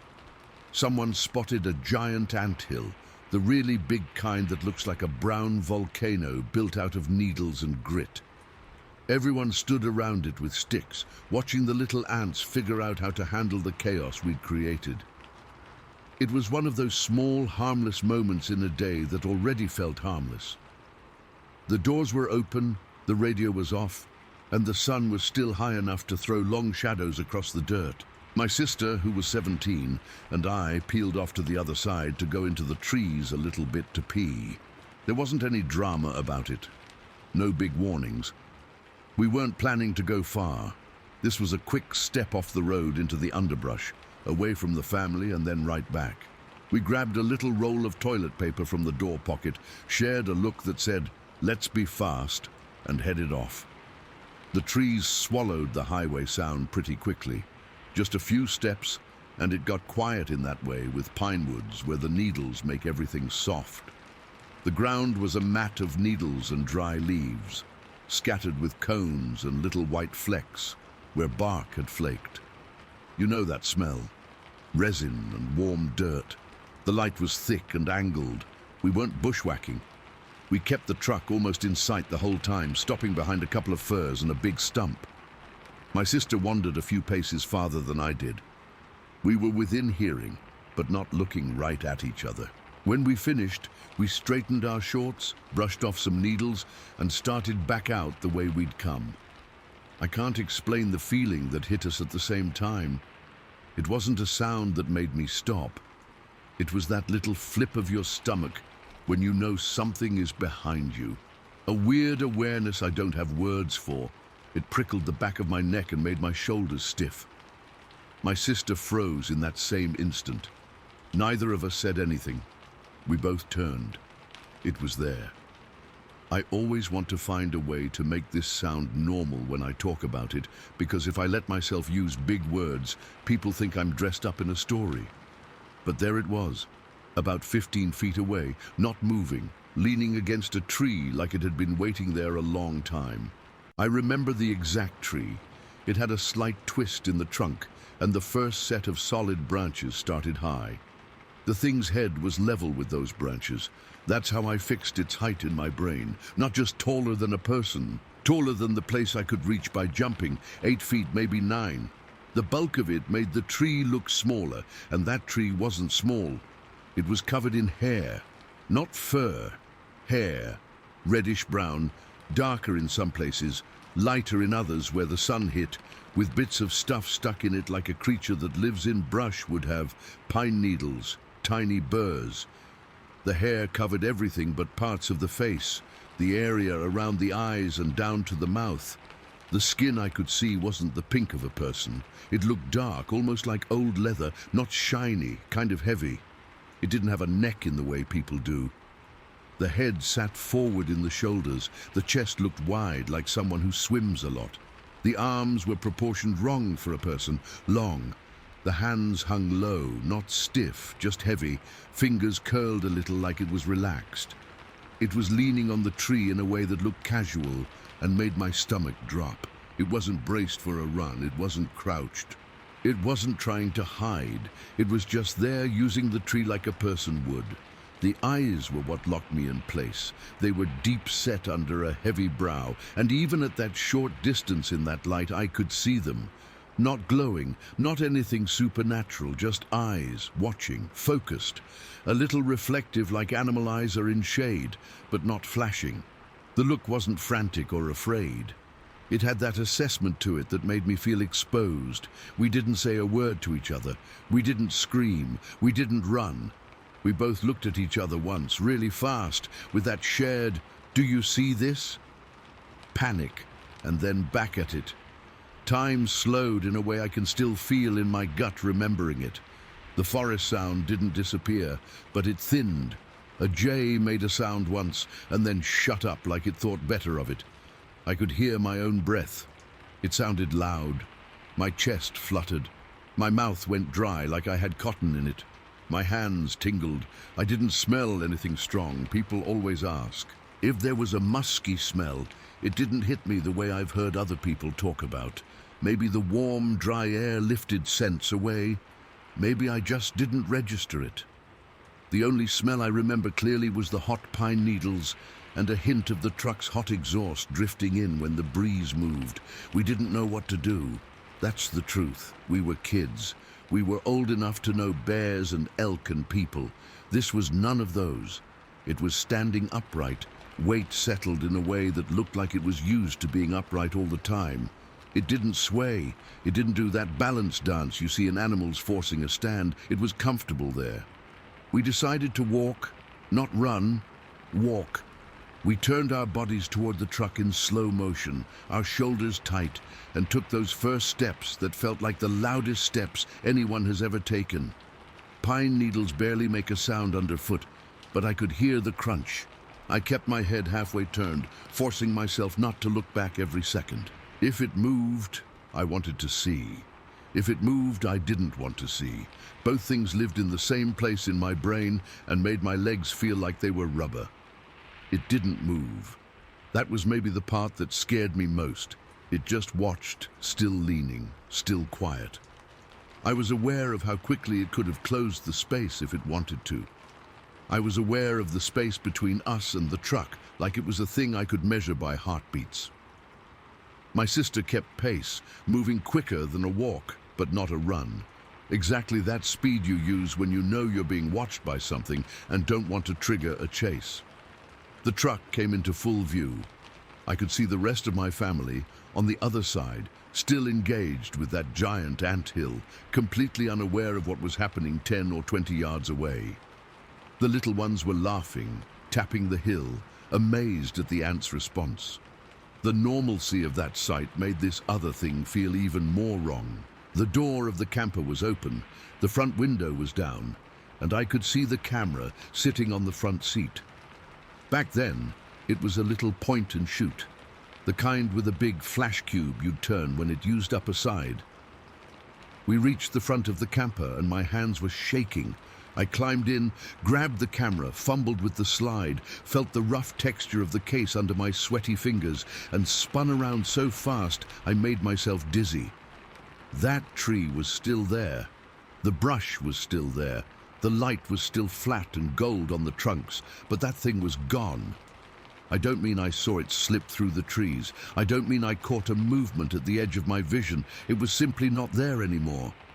If you haven't had that exact kind of absence hit you, it's hard to explain how it lands.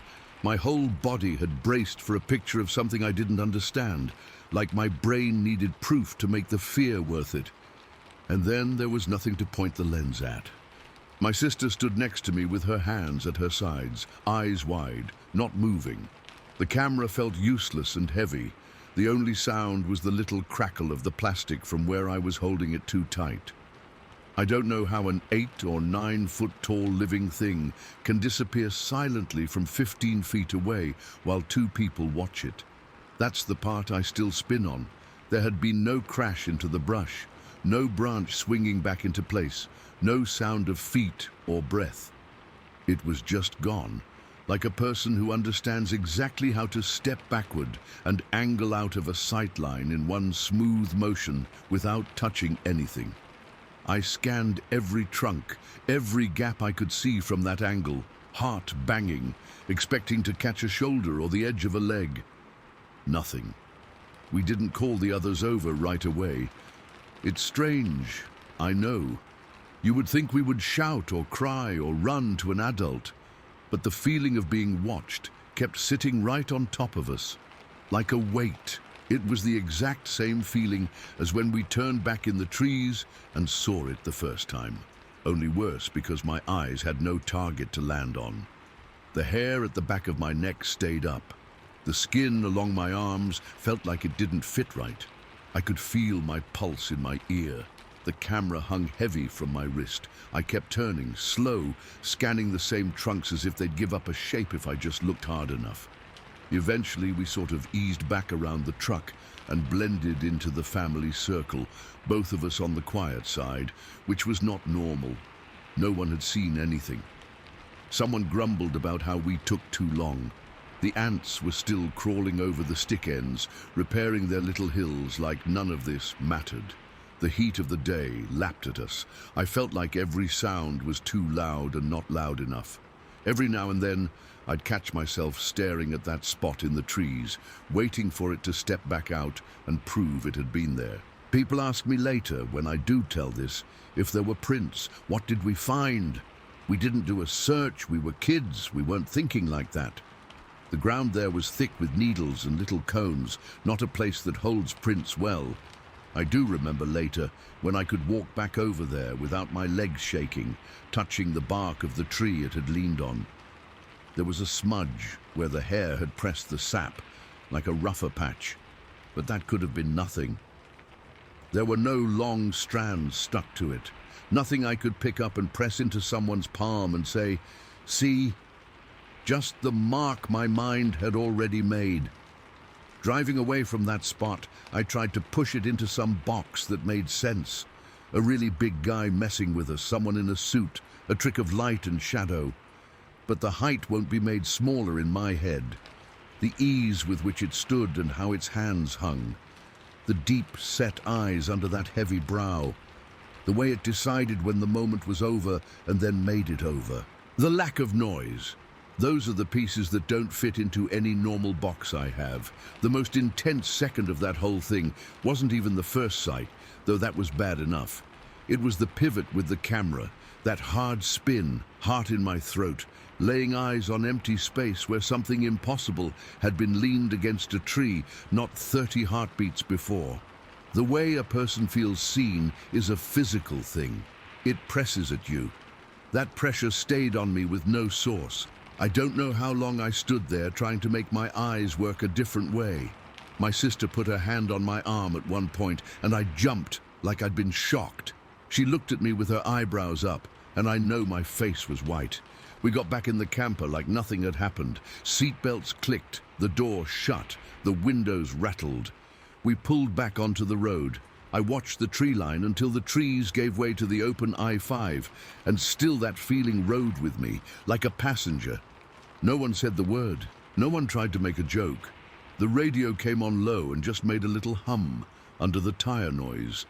I stared out the window at a long stretch of pines that all looked like the wrong tree. Every now and then, my chest would do that little skip like it does when you've been startled and your body hasn't let go yet. That day has a hard stop in my head. It doesn't have a neat ending, no, and then we saw it again, or and then we found a print by the tire. It has the lean against the tree, the walk without running, the hot weight of eyes on the back of my neck, and the turn with the camera to a whole lot of nothing. It ends right there.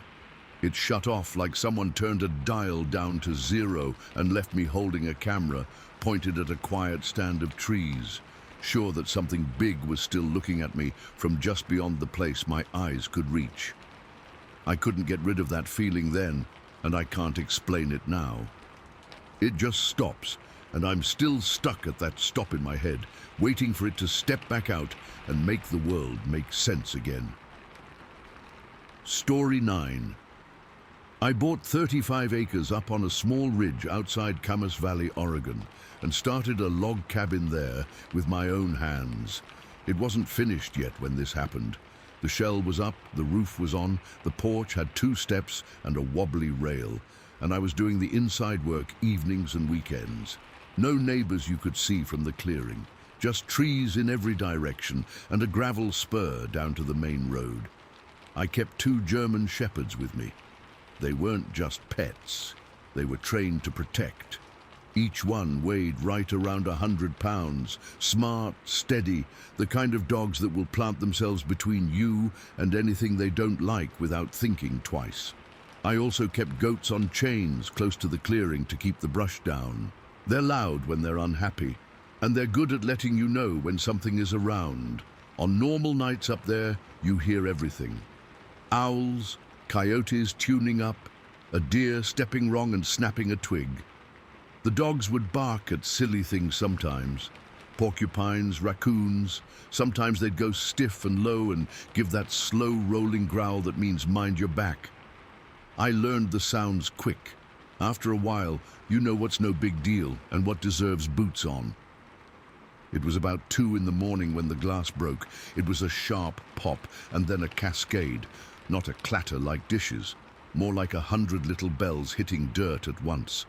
I sat bolt upright in bed before my brain had a chance to make sense of it. I remember the cabin light wasn't on. I sleep light, especially out there. The night pressed in through the window like a thing, and I had that wired feeling all through my arms and across my chest that says, "Get up now." The first wrong thing after the sound was the quiet. The dogs didn't bark, no scrambling of paws on the porch, no breathing, nothing, no insect noise either. The whole ridge had that muffled feel like snow, even though it was a dry night. It put a shiver in me. I reached for the rifle where it leans by the door, slid the bolt enough to feel it, then grabbed my flashlight. Even the click of the flashlight switch sounded too loud in that still. I pushed the door open with my boot and stepped out on the porch. The wood under me creaked in that familiar spot. The air smelled like dry needles and dust and that faint sweet of sap. My breath made a little cloud. I waited for my eyes to get a grip. The car sat in the open next to the stack of logs I hadn't split yet. In the beam, the glass glittered on the ground like ice. I took 2 steps toward it and saw it was the rear window, shattered. There were little cubed pieces across the dirt and more on the back seat. It took my brain a second to tell me what that meant, outside, inside. I moved the beam across the open pane. 2 eyes reflected back at me from inside the car. Not a raccoon set. These were big and set wide. The hair stood up on my arms and right down the back of my neck.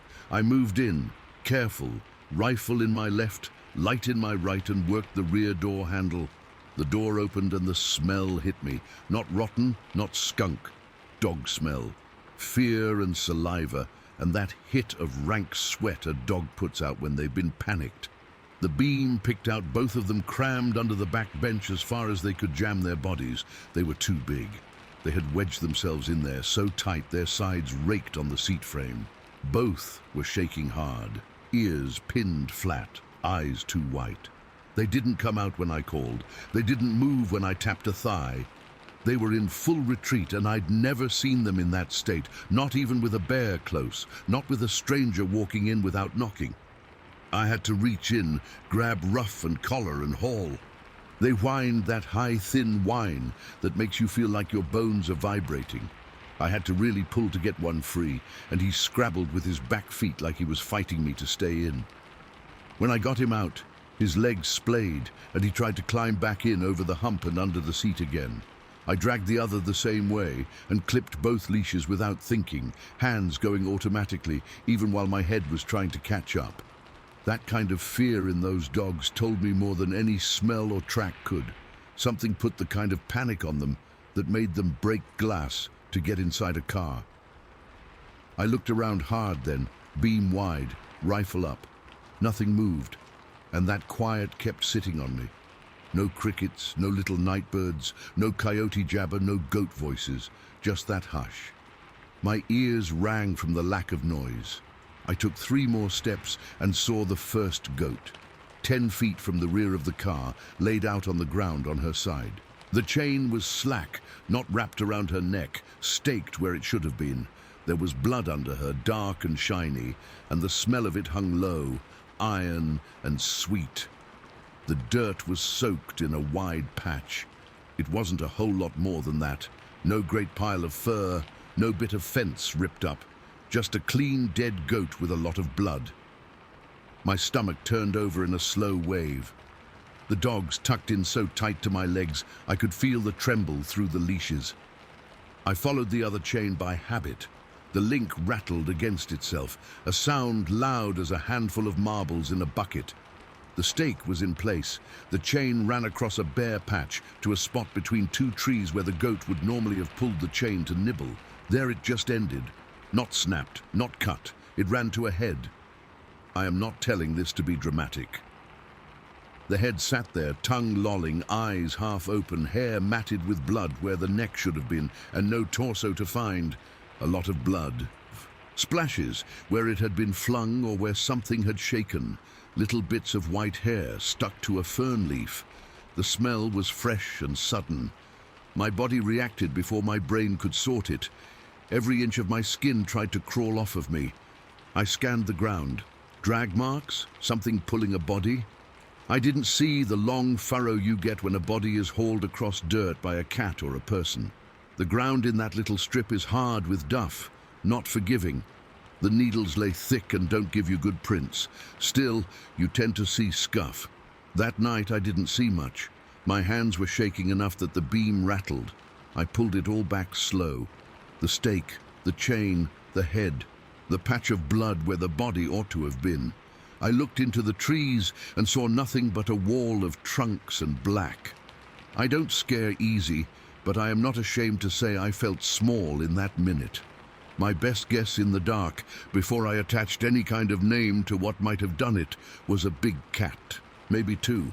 Mountain lions will take a goat, sure, but the way it looked, so much blood in one spot, no drag to a stash, the head left, the body gone, didn't fit clean. A cat will often cover a kill. Bears make a mess. Coyotes make a different kind of mess. This didn't look like those messes. I could feel something watching. I hate writing that.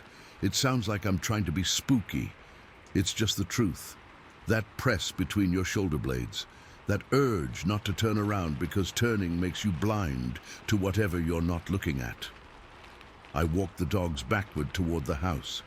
They glued themselves to my knees. Every time I eased the leashes to give them space, they crept right back into my legs. I put the dogs inside, and they paced the door, not leave it alert, not watch the window alert, just agitated like they didn't know where to put their bodies. I sat at the table with the rifle across my lap and my flashlight on the wood, pointing at the door because light made my chest untwist a little. I watched the windows until the glass reflections gave me a headache. No more sounds outside. No more anything. I can't say when my shoulders unclenched. I know I didn't sleep. I watched the dark fade to that grey where you can see shapes again. At first light, I walked back out with the dogs. They went to water and lapped like they hadn't had any in a day. Ears went up, then down again. I leashed them and took them to the spot by the car. I expected them to work the air, lean into the brush line, put their noses down and follow something. They are trained for that. They have done that. That morning they wouldn't put their noses to the ground. They snuck glances at the trees, then at me, then down, then back to me. I gave them their commands. I offered hand signals. Nothing. Not scared in the way they had been the night before, not lunging to get back inside the car, just flat refusal to move forward into the line where the chain ran. I tried 3 places. I took them to the goat body, which didn't look that different in daylight, except for flies already starting. They wouldn't go close. They hung back with their weight in the leash. I talked to them out of habit, voice low, told them easy, while my guts felt anything but easy. We worked the perimeter. I laid out a rough grid in my head and walked it, rose down the slope and back up, across the stand of firs that edge the clearing and out toward the little game trail that cuts the ridge. The dogs wouldn't take a scent. They wouldn't pull on anything. They wouldn't even point with their heads. For 8 hours I did that. It wasn't a mad sprint. It was steady work. I checked the soft spots along the edge where a cow hoof or a deer will sometimes leave a good imprint. Nada, needle carpet everywhere else. No big prints, no human boot tread where one shouldn't be, no evidence I could hold in my hand except what I had already seen. The only thing I found that didn't belong was a pile. It was big enough to make me stop and kneel. I've seen coyote scat and cat scat and bear scat. You learn those fast out here because they tell you who is sharing your space. This was larger than coyote, not in pellets like a deer, not the loose berry mess of a bear in fruit. It was solid and dense and packed with hair, white hair, goat hair. It wasn't old. The edges hadn't dried to dust. I prodded with a stick, and hair lifted in clumps, the kind of hair that sticks to everything on brush cleaners. The smell of it hit me in the back of the throat, strong, meat-hot, wrong. I stood there with the stick in my hand, and a kind of cold spread from my chest to my hips, and I can't put better words to it than that.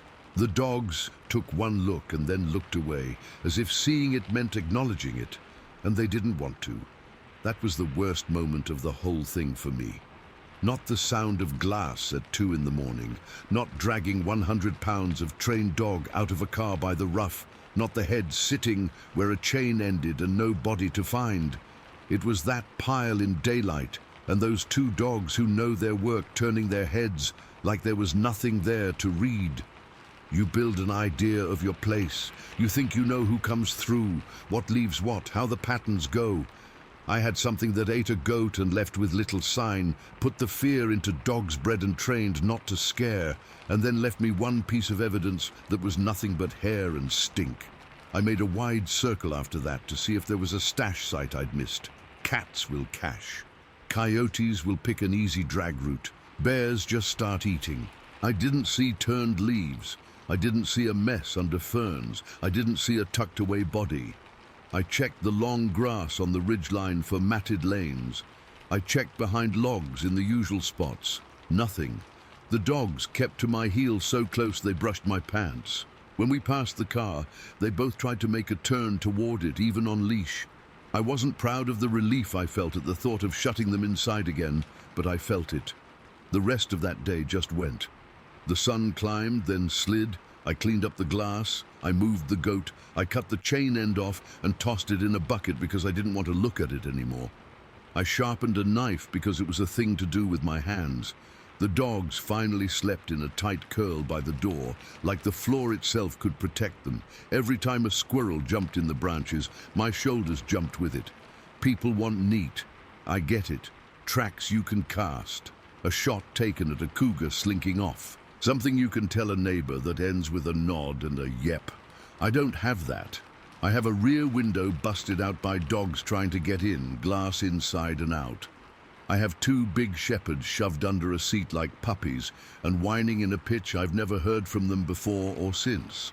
I have a dead goat laid tidy on the ground, another goat's head at the end of a chain with everything that means, and a whole lot of quiet where there should have been noise.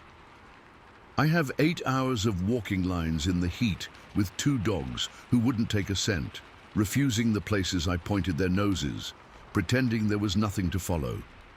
And I have a single heavy pile in the wrong place, packed with white hair that didn't belong in anything's belly, and yet there it was. That's where it stops for me. No dramatic midnight chase, no long howl, no shadow crossing the tree line to make the story tidy. It stopped like somebody hit a switch and pulled whatever made that mess out of my world in the same breath. I think about that pile sometimes, more than I think about the head on the ground, which is saying something. It's the reminder I don't get to push into a corner. The dogs pretended the air was empty. The woods held on to nothing. The only proof something huge and strong and hungry was there, fit in a shovel scoop and stank of goat. Then it was gone, and I'm still stuck in that moment in my head, standing with a stick in my hand, looking at a thing that shouldn't be there and knowing it is, and having nothing else to point at when somebody asks what happened. Story 10.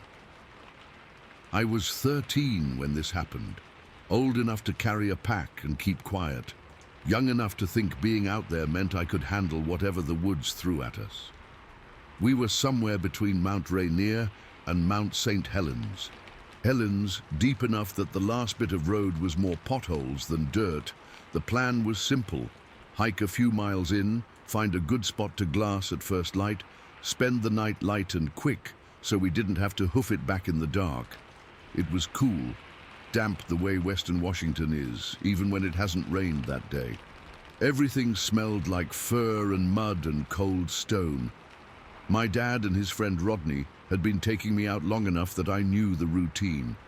Dad carried a heavy rifle he trusted, the kind that's big and loud and knocks deer down. Rodney had a pump 12 he liked because he said it was a do-everything gun. I had a smaller rifle I was more proud of than I should have been, and a pack that felt way too big by the end of the day. We had jerky, a couple of apples, a tin of coffee we'd heat if we felt like making a small fire, and a little metal cup for snowmelt if it came to it. Nothing fancy.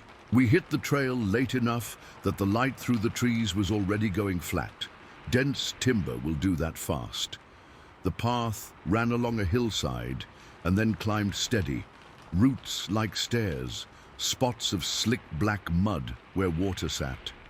We found a narrow spur off the main trail where someone had been logging a lifetime ago and followed it up. That's when we came across the miner's cabin.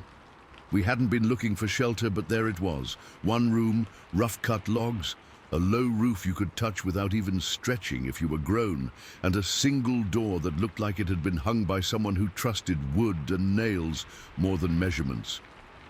The only thing inside besides dust and a nest of old leaves in one corner was an iron stove. No stovepipe up through the roof, just the box sitting there on 3 legs like a relic. We poked our heads in earlier when it was still light enough to see on the floor. The roof was low, and the inside smelled like old smoke and mice. The floor was packed dirt with a few boards laid across in the middle to get you off the cold. It was the kind of place you look at and think, if the weather turns, that box will be the difference between a rough night and a real problem. We kept going then, because we still had daylight, and we were thinking about getting up higher above a cut and watching until dark. We didn't time it right. It got dark faster than the map in our heads said it would. The clouds thickened after the sun dipped, and the trail went from grey to black in a way that made every rock feel like it wanted to catch our feet. Dad called it, and we turned around. The miner's cabin made more sense than fumbling all the way back to the truck and risking an ankle on a route. It was full dark by the time we stepped back into that doorway. The little bit of open ground in front of the cabin didn't hold any light. Trees pressed right up to the walls except for the side with the door. We didn't make a fire. It was dry, but the roof was low, and the stove was wrong for actually burning anything without smoking ourselves out. We ate cold. Jerky is jerky no matter where you are. I nursed half an apple and watched the doorway like an animal was going to walk in any second, even though I knew better. Dad and Rodney were careful with where they put the guns. leaned and loaded but safe, close enough that you didn't have to take a step if you needed one. Our packs went against the wall. We rolled out our bags on the boards, each one of us with a wool hat on, because the cold comes up from the ground as much as it comes down from the air. The smell inside was old wood and damp, and that faint ash smell that never really leaves a place where people cooked for years. I must have fallen asleep, because the next clear memory is Dad's hand on my shoulder and him whispering that I needed to stop kicking the door. Only I wasn't at the door. I wasn't even facing it. I was wrapped up in the bag with my feet toward the stove and my face to the wall. My heart slammed into gear and everything in my body went hot and cold at the same time. When you wake that way in the woods, every cell goes alert all at once. It's like flipping every switch in a house. The sound that made him wake me wasn't me. The door itself shuddered. It wasn't a polite knock. You could feel it through the short boards like a vibration. The door thumped, stopped, thumped again, harder, and the rusty hasp that held it shut rattled. There was no wind. There was no storm making the trees push against the walls. This was force from outside, applied to the door. We froze. We didn't light anything. Dad's hand found the rifle, and mine found my small one without thinking. Rodney slid a flashlight into his hand but didn't click it, because the thought of putting a bright circle on the door and seeing something in it made my guts twist. The smell hit me next. It came through the gaps in the bent boards. Wet animal and rot, a sour stink like a pile of damp leaves that had been left to rot with something dead tucked under them. It grabbed the back of my throat. I swallowed, and it made it worse, like it went into my mouth. It wasn't faint. It felt like it had weight. The door jumped again. The hasp held, then squealed like nails in a tin can and skittered a little. Dust shook off the rafters and fell on my hat and into my mouth. The stove rang the tiniest bit as the iron vibrated. The roof was so low, I remember looking up and seeing how the underside of the moss and the planks had stain lines from old leaks.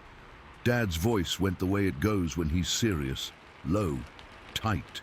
He said in a quiet way that this wasn't us and to get ready. He wasn't looking at me.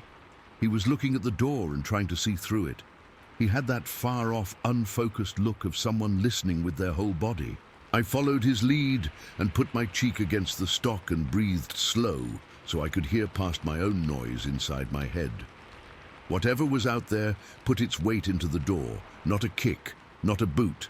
It was a push that came and went like a shoulder or a hip. It wasn't testing the wood like a person jiggling a handle would. It was trying to get in by main strength. I could feel the boards give a hair each time. The sound wasn't the thwack of something striking. It was a dull thunk that came with that smell and then went quiet like it was thinking.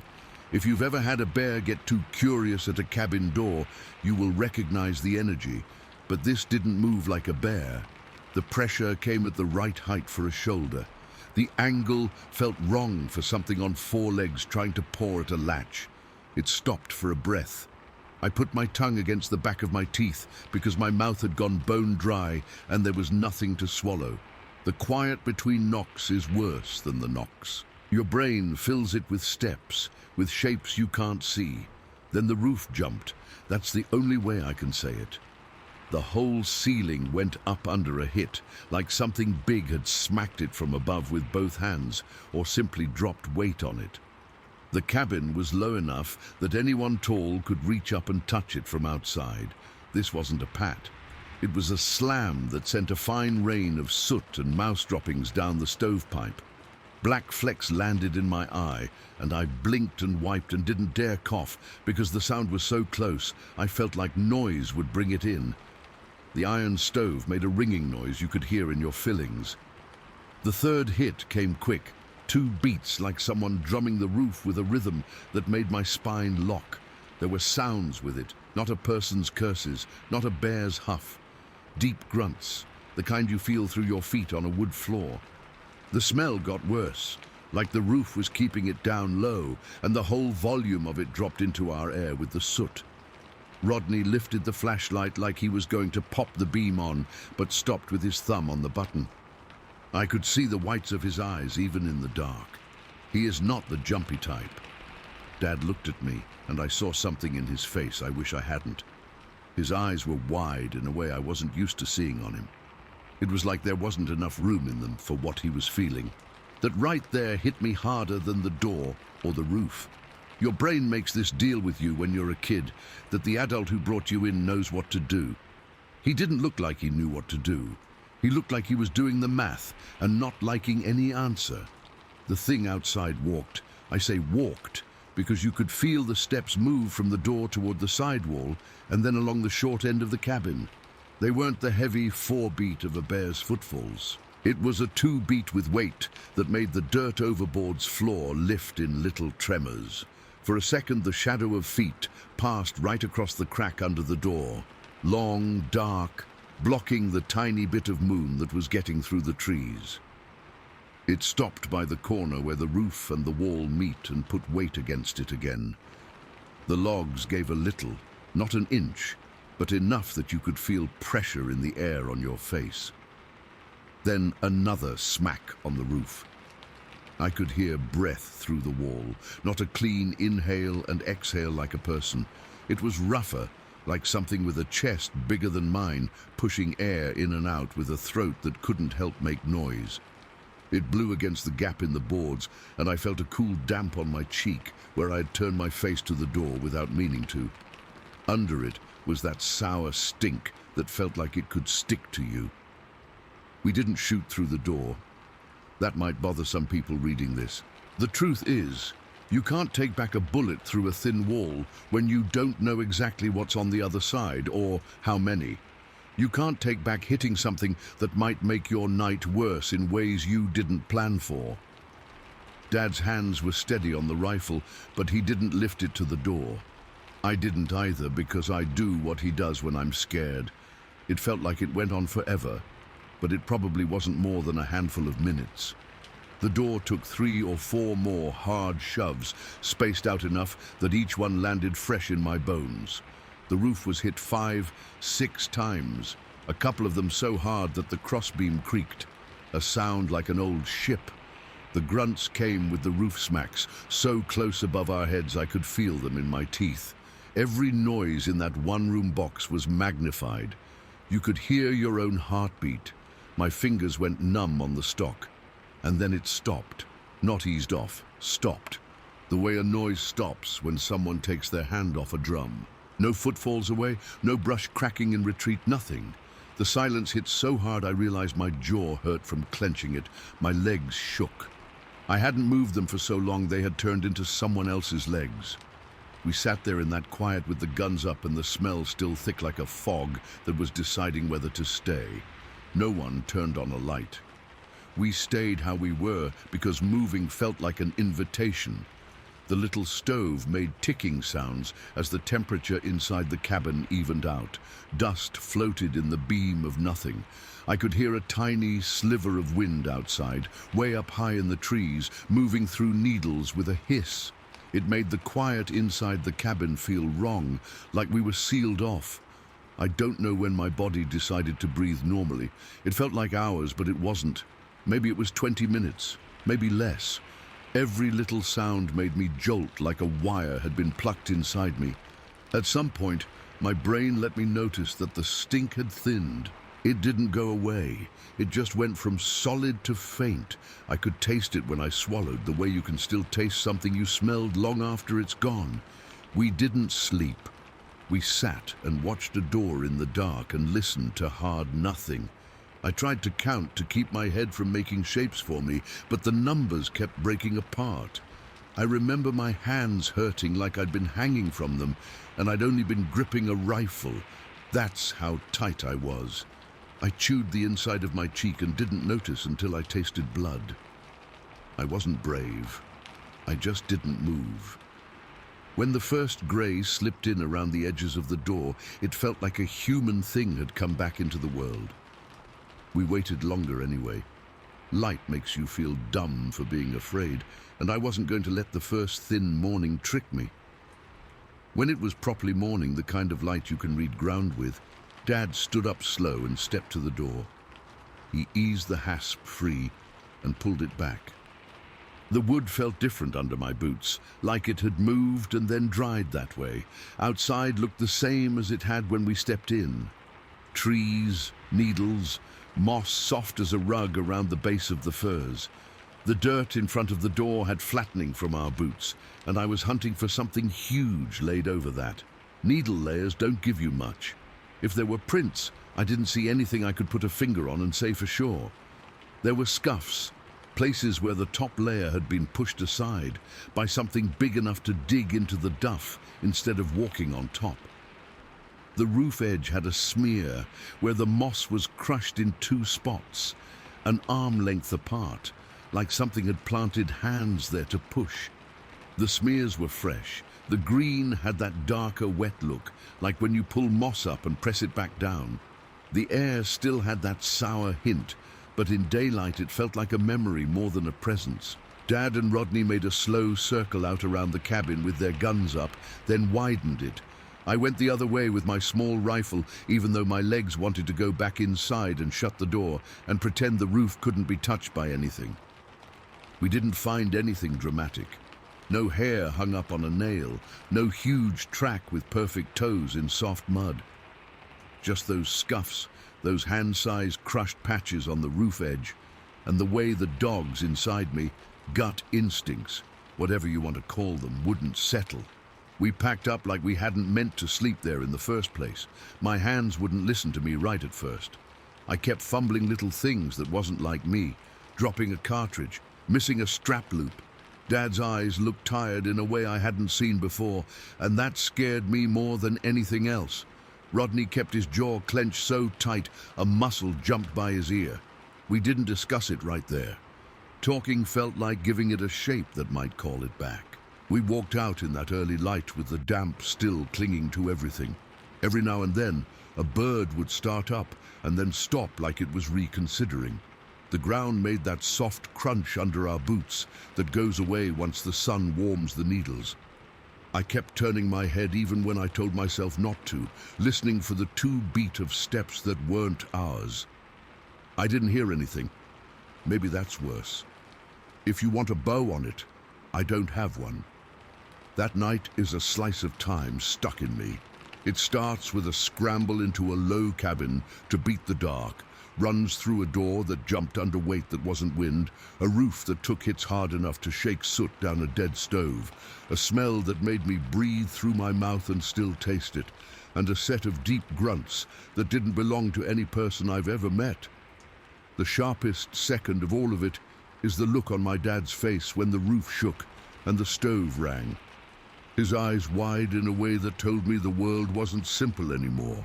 It ended sudden. No retreat we could hear, no answering call, no big crash into the trees, just a cut to quiet like a switch thrown. We walked out when it was light and left that cabin sitting there like nothing had ever touched it, and I've never been able to fill in the gap between the last slam on the roof and that empty morning sound. It just stops, and I'm stuck in that stop, waiting for the next thump that never came. Story 11. I've done that late drive more times than I can count, the stretch of Interstate 5 north of Ferndale when most of the world's asleep and the road is just yours and the truckers.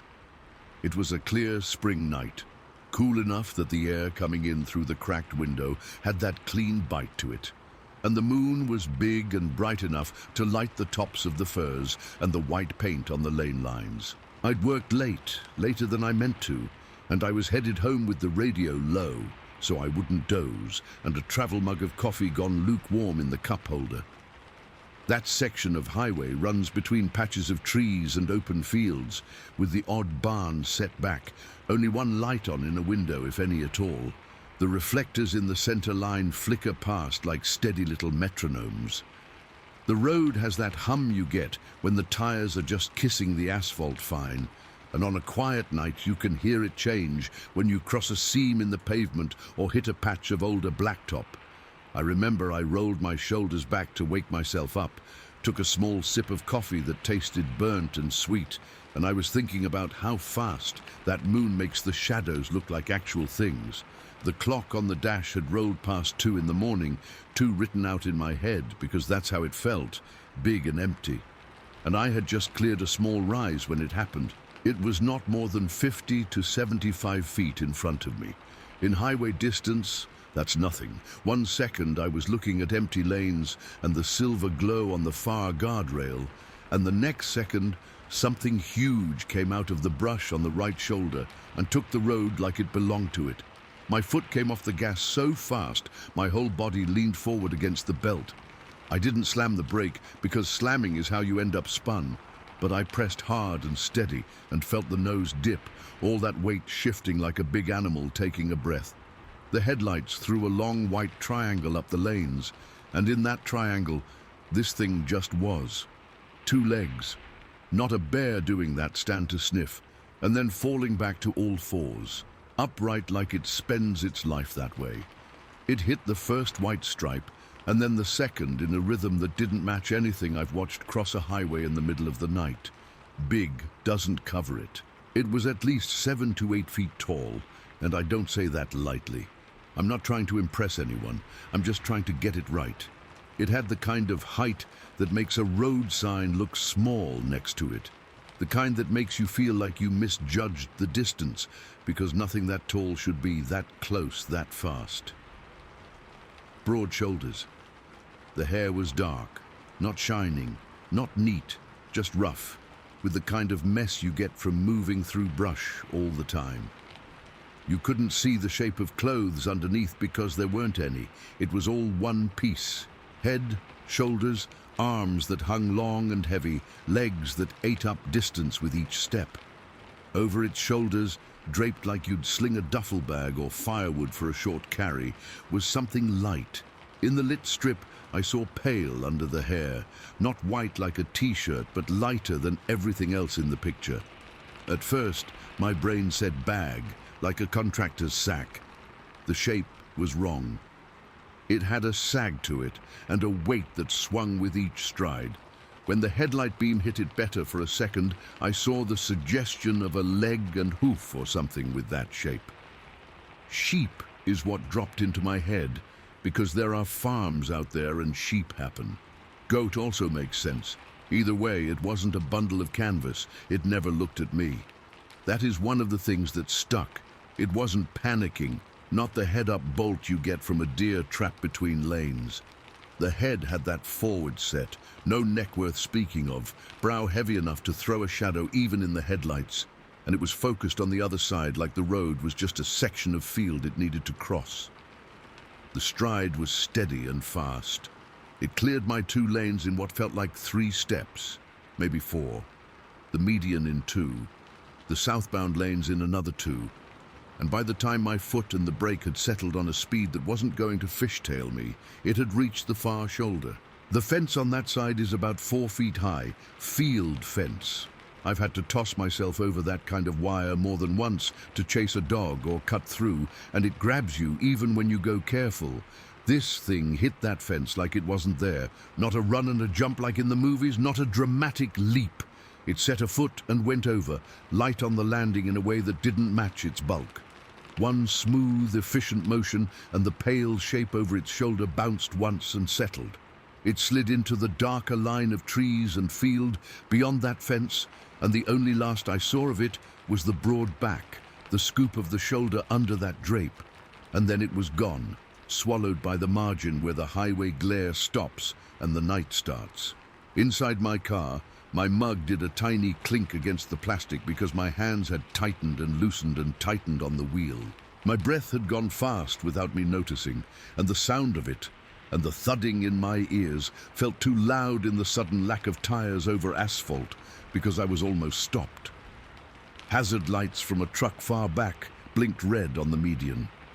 I took in the rest in that scatter way your eyes do when you're trying to put things in order and make sure you're not about to get rear-ended. Northbound lanes clean, southbound empty for the moment, no headlights aiming for me from the curve. Moonlight on the wet ditch, the taste of coffee and adrenaline in the back of my mouth, metallic. I put the car back into a steady roll and eased to the right lane. I checked the mirrors like a reflex. The grass on the right shoulder moved a little from the wake of wind off someone's earlier pass, or maybe that was just my head making everything twitch. The air that had come in my window felt colder now, even though nothing about the weather had changed. I looked down at the speedometer. I have a bad habit of glancing there when something scares me, and I realized I had slowed more than I thought. I brought it back up to something sensible before I became the problem in the road. I have run a lot of animals across this mental list in the years I've lived here. Deer, obviously. You learn their movement, that stiff hop when they're spooked, and the way they freeze and turn their heads toward lights.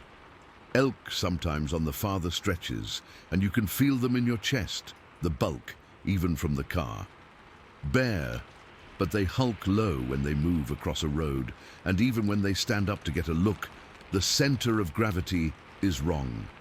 People, drunk or desperate, pulling a bag of cans or a backpack, dark hoodie blending into the night, that you fear for different reasons, and you hit your hazards and slow way down.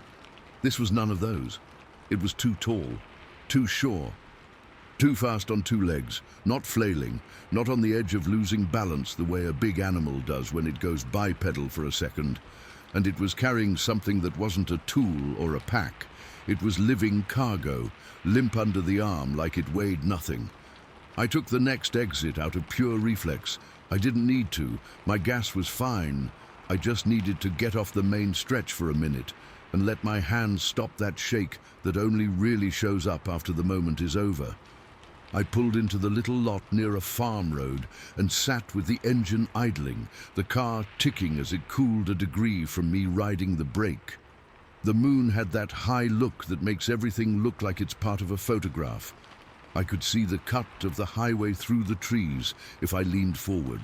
It was quiet enough to hear the click of the turn signal I'd forgotten to switch off after my merge.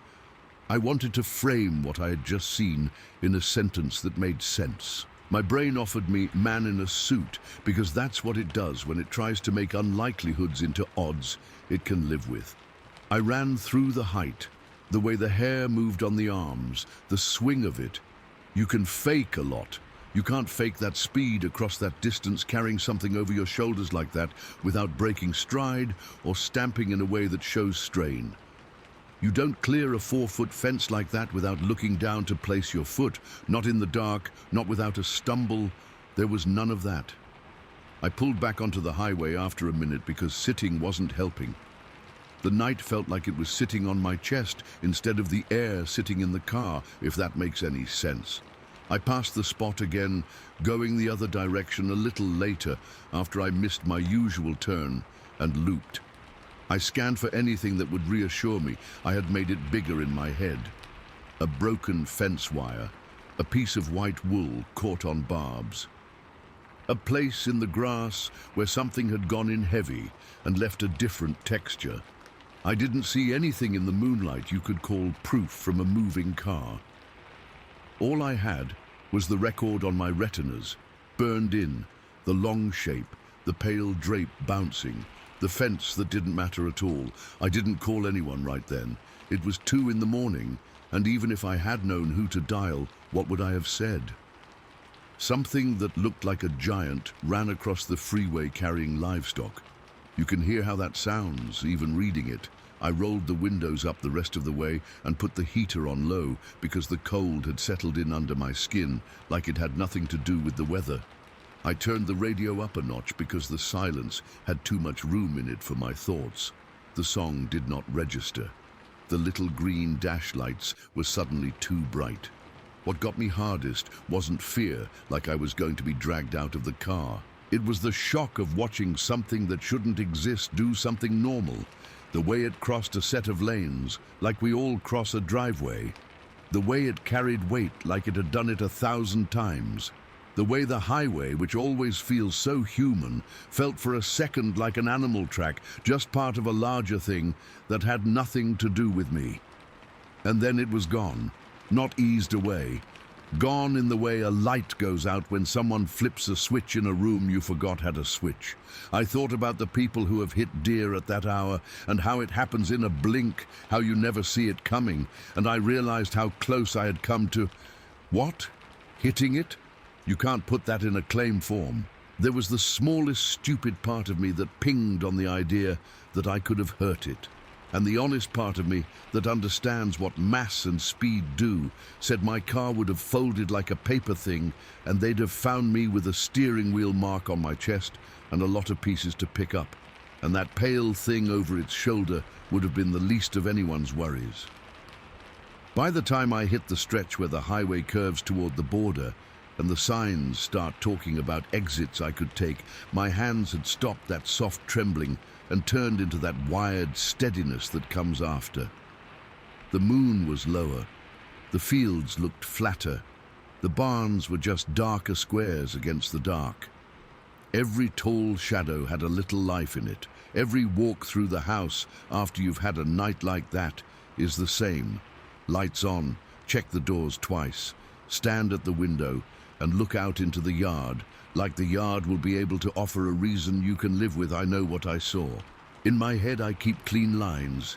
2 legs, too tall for a person, too upright for a bear, too fast for anything hauling something across its back that wasn't a plastic bag. Hair moving with it in a way synthetic suits don't. A fence cleared like it was a painted line on pavement. No stumble, no look back. The most shocking second wasn't the size, and it wasn't even realizing the pale shape was likely an animal slung like it weighed nothing. It was the click in my mind when I understood I was watching something cross a major highway in the middle of the night, like it wasn't breaking a rule only people care about. That's the click I still hear when I'm on that stretch alone. I don't have a tidy end for this. There was no call from a trooper the next day saying, "Hey, a rancher reported a missing ewe and we found hair on a fence." There was no report on the radio about a weird accident. There was nothing but an empty road and a mental picture that starts with my headlights throwing shape on lanes and ends with a dark, heavy figure stepping over wire and being swallowed by field. It stops there. It stopped that night so hard it felt like a cut, not a fade, and I've been stuck at that cut ever since, waiting for some ordinary thing to explain what I watched, and it never does. Story 12. I was a little kid the weekend this happened. I was staying at my aunt's place on the Lummi Reservation. If you know that area, the houses sit tucked into trees with long stretches of brush and cedar on all sides. Her place was small, 1 story, wood-framed, with a big front window that looked out over a patch of grass that faded into dark woods. The driveway was just packed dirt and gravel. You could smell the salt off the bay when the wind was right, but that night you couldn't smell anything except rain and wet wood. The storm came in late afternoon. You could feel it building all day, wind tugging, air heavy, the clouds pushing down until the tops of the trees disappeared into a flat grey. By dinner it was full on. The gutters sang and then choked. Rain hit the windows hard enough to make that drumming noise that drowns everything else. Thunder would start as a hard roll way out and then get right on top of us. Every flash of lightning would light the whole room like a camera going off inches from your face and then leave you blind for a heartbeat. There were a lot of us packed around the table because that's how it was. The table sat under the big window because in normal weather you could sit there and watch the birds and sometimes deer. That night the curtains were closed. They were thick and patterned, not sheer. Someone had tugged them together after the last gust rattled the glass, a quick habit move, as if the extra layer would keep the storm out. We'd finished eating. Plates were still scattered, bones in a bowl, a dish towel under it because grease was already spotting the table. I remember a piece of fried chicken in my hand, and the way the breading was damp from the air. The lights had flickered a few times as the lines took hits and came back. Everyone did that nervous little laugh people do when they're waiting for the next flicker. Then they went. Not a flicker, just gone. The hum of the fridge cut off and left a kind of aching quiet under the thunder. For half a second, I could hear rain on the roof. and the stove ticking and my aunt moving her chair back with a scrape. Then everything was dark. There's a shape to that kind of dark that you don't get in a city. You can't see your hand, you can't see the person next to you. You feel the room more than you see it, where chairs are, where the table edge is, where a rug changes traction under your feet. Someone found the matches by muscle memory and struck one. The sulfur bit my nose and the flare showed half faces, and then the candle flame took. The candle got stuck in a jar because that's just how you do it when the power's out. Wax dripped down the side quick in the heat. The jar threw a small circle of gold on the table. Outside was a wall of black. I took another bite of my chicken because I didn't know what else to do with my hands. I was watching the candle and not the window because the candle was the only friendly thing in the room. The storm hit so hard, then the whole house trembled and the window rattled in the frame. There was a flash bright enough to make the inside of my eyelids white. The light came from outside behind the curtains, and for that half second the curtains weren't curtains. They were a glowing sheet, and on that sheet was a shape. I didn't have a name for it. It wasn't a trick where a tree branch cast a funny shadow. It filled the space in a way a shadow can't. No neck, just a head set straight into big shoulders. Wide, wider than the window frame felt like it could hold. The top of the head came up near where the curtain rod would be if you could see it. 2 legs, not 4. It moved past like a person would as if there were a porch out there, except there wasn't. There was grass and then the line of the yard, and after that trees. It moved upright, smooth, not that bobbing you get with a bear that pops up for a sniff and drops back down. The edge of it looked rough, like hair hanging off and catching the light. The arm dropped low in a way that made my stomach drop with it. It crossed from one side of the window to the other in one flash, and then it was dark again. Thunder hit so close after that flash that the house thunked and I tasted metal. The shape of that body was still burned into my head, even though I couldn't see it anymore. My fingers loosened around the chicken, and it fell onto my plate and slid into a smear of gravy. I went down, not a graceful duck. I shot under the table like I was pulled there. The table leg hit my shoulder hard enough to make a thud. Somebody else moved a chair quick, and I heard wood bumping wood, and a mutter snapped off like they caught themselves. Wax dripped on the back of my hand from the candle jar my aunt had pushed closer to the edge for more light, and I sucked the spot on instinct and tasted wax and smoke. Under the table, the floor was cool through my pants. I could smell damp wood, old dust, and the faint warm smell from the jar candle. My heartbeat was way too loud in my ears. Every time lightning flashed now, the tablecloth lit up like a lampshade and threw crazy shadows. I kept my eyes on the place under the curtain where it didn't quite meet the sill, like something might look back through that slit, and I'd be the only one to see it. I didn't want to look. I couldn't not look. My scalp felt tight. The whole room felt like it was holding its breath in the seconds between thunder. I waited to hear footsteps in wet grass, some thump or crunch or splash, anything to tell me where it had gone. All I could hear was wind slamming rain against the side of the house and the occasional groan of the old frame. If there were steps, the storm ate them. Someone above me shifted and put a hand on the table edge, and their knuckles whitened. That image sticks with me because it meant I wasn't the only one feeling like the floor might tip. Another flash, a little weaker than the last, lit the curtains up again. This time the shape wasn't right in front of the glass like before. If it was still there, it had moved further to the side where the window didn't reach. The curtain glowed plain. No mass. It made me feel sick for a beat because part of me wanted it to still be there just so I wasn't stuck in not knowing. Dark fell again. Candlelight made a small flicker.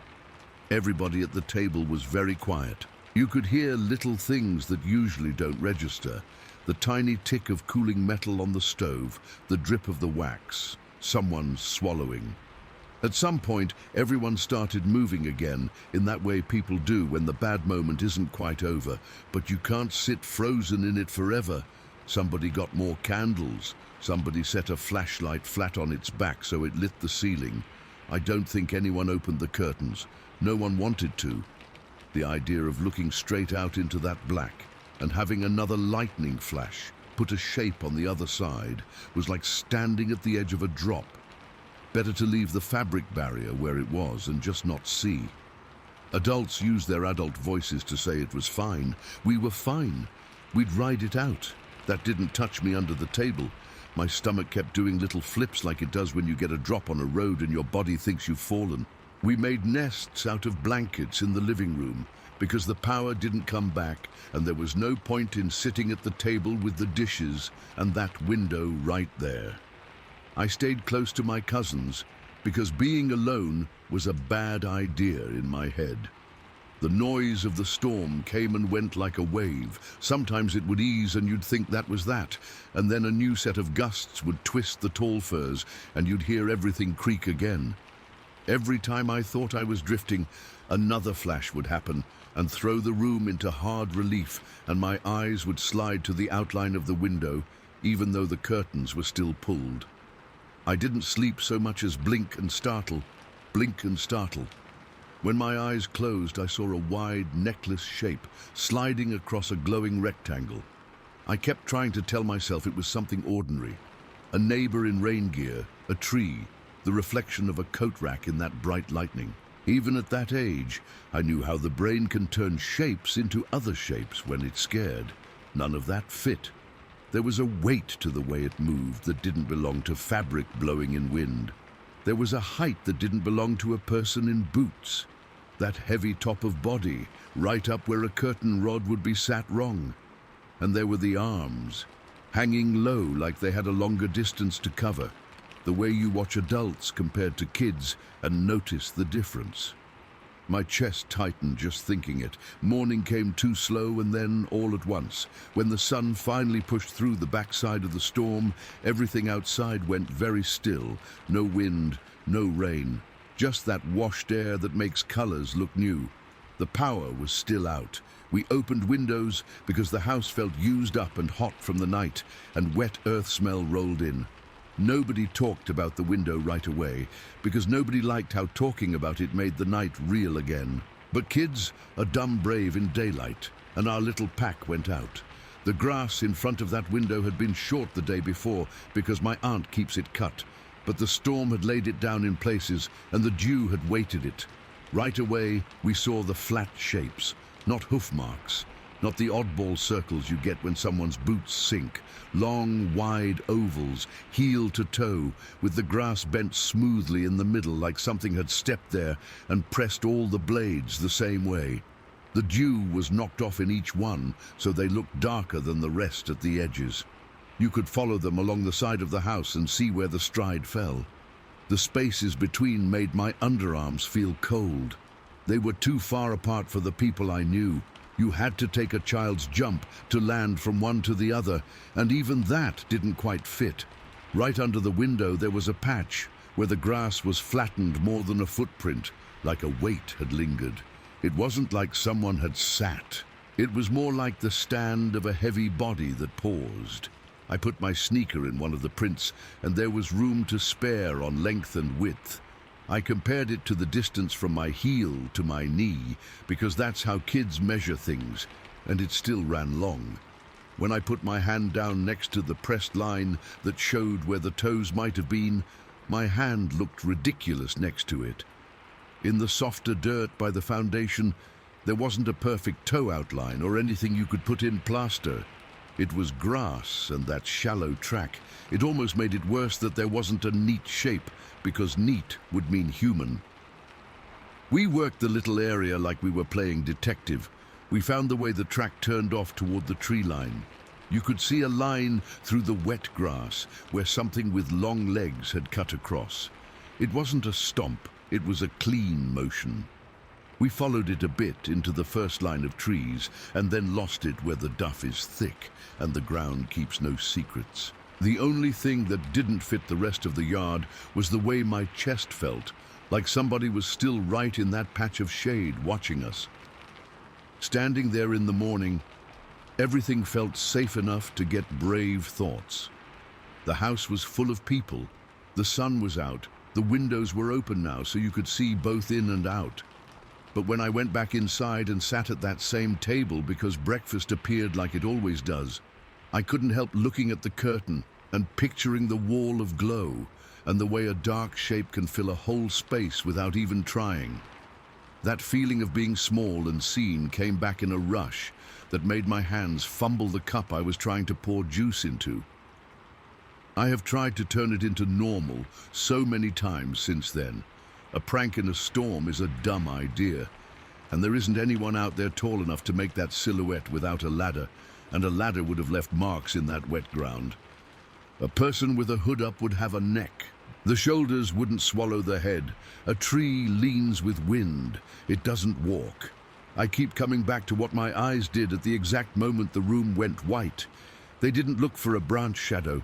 They tracked a body moving in front of a window in a way my brain calls walking. And it had that shape that says, no neck, long arms, too wide, too tall. People sometimes ask if I remember a smell. I don't. Maybe the storm scrubbed it away. Maybe my body decided I had enough to handle and didn't give me another sense to process. What I remember, like it's stamped into me, is the weight in my chest and the helpless thought that the power was out and we were lit by one candle, and if it wanted in, fabric and a lock weren't much. That feeling sat on me all night and it never fully left. Even now, when the power goes out and I'm in someone's kitchen and a storm throws a bright white against a curtained window, my jaw clenches and my eyes go there whether I want them to or not. There isn't a tidy way to end this, because that night didn't end tidy. The power came back late the next day, like it always does, and everyone moved on. There are no photos of prints, no plaster cast with a tape measure laid next to it. There is just that exact second, fork in my hand, a piece of chicken halfway to my mouth, the room lit up from behind the curtain, and a massive necklace silhouette sliding across the window on two legs while the wind threw rain at the glass. Then darkness, then the slow, hot fear that crawled under my skin and sat. In the morning, the grass told us something had been there, and that's all. It stopped there, like somebody cut the film, and I'm still in that blank strip after the flash, waiting for my eyes to adjust and give me a normal answer that never comes. Story 13.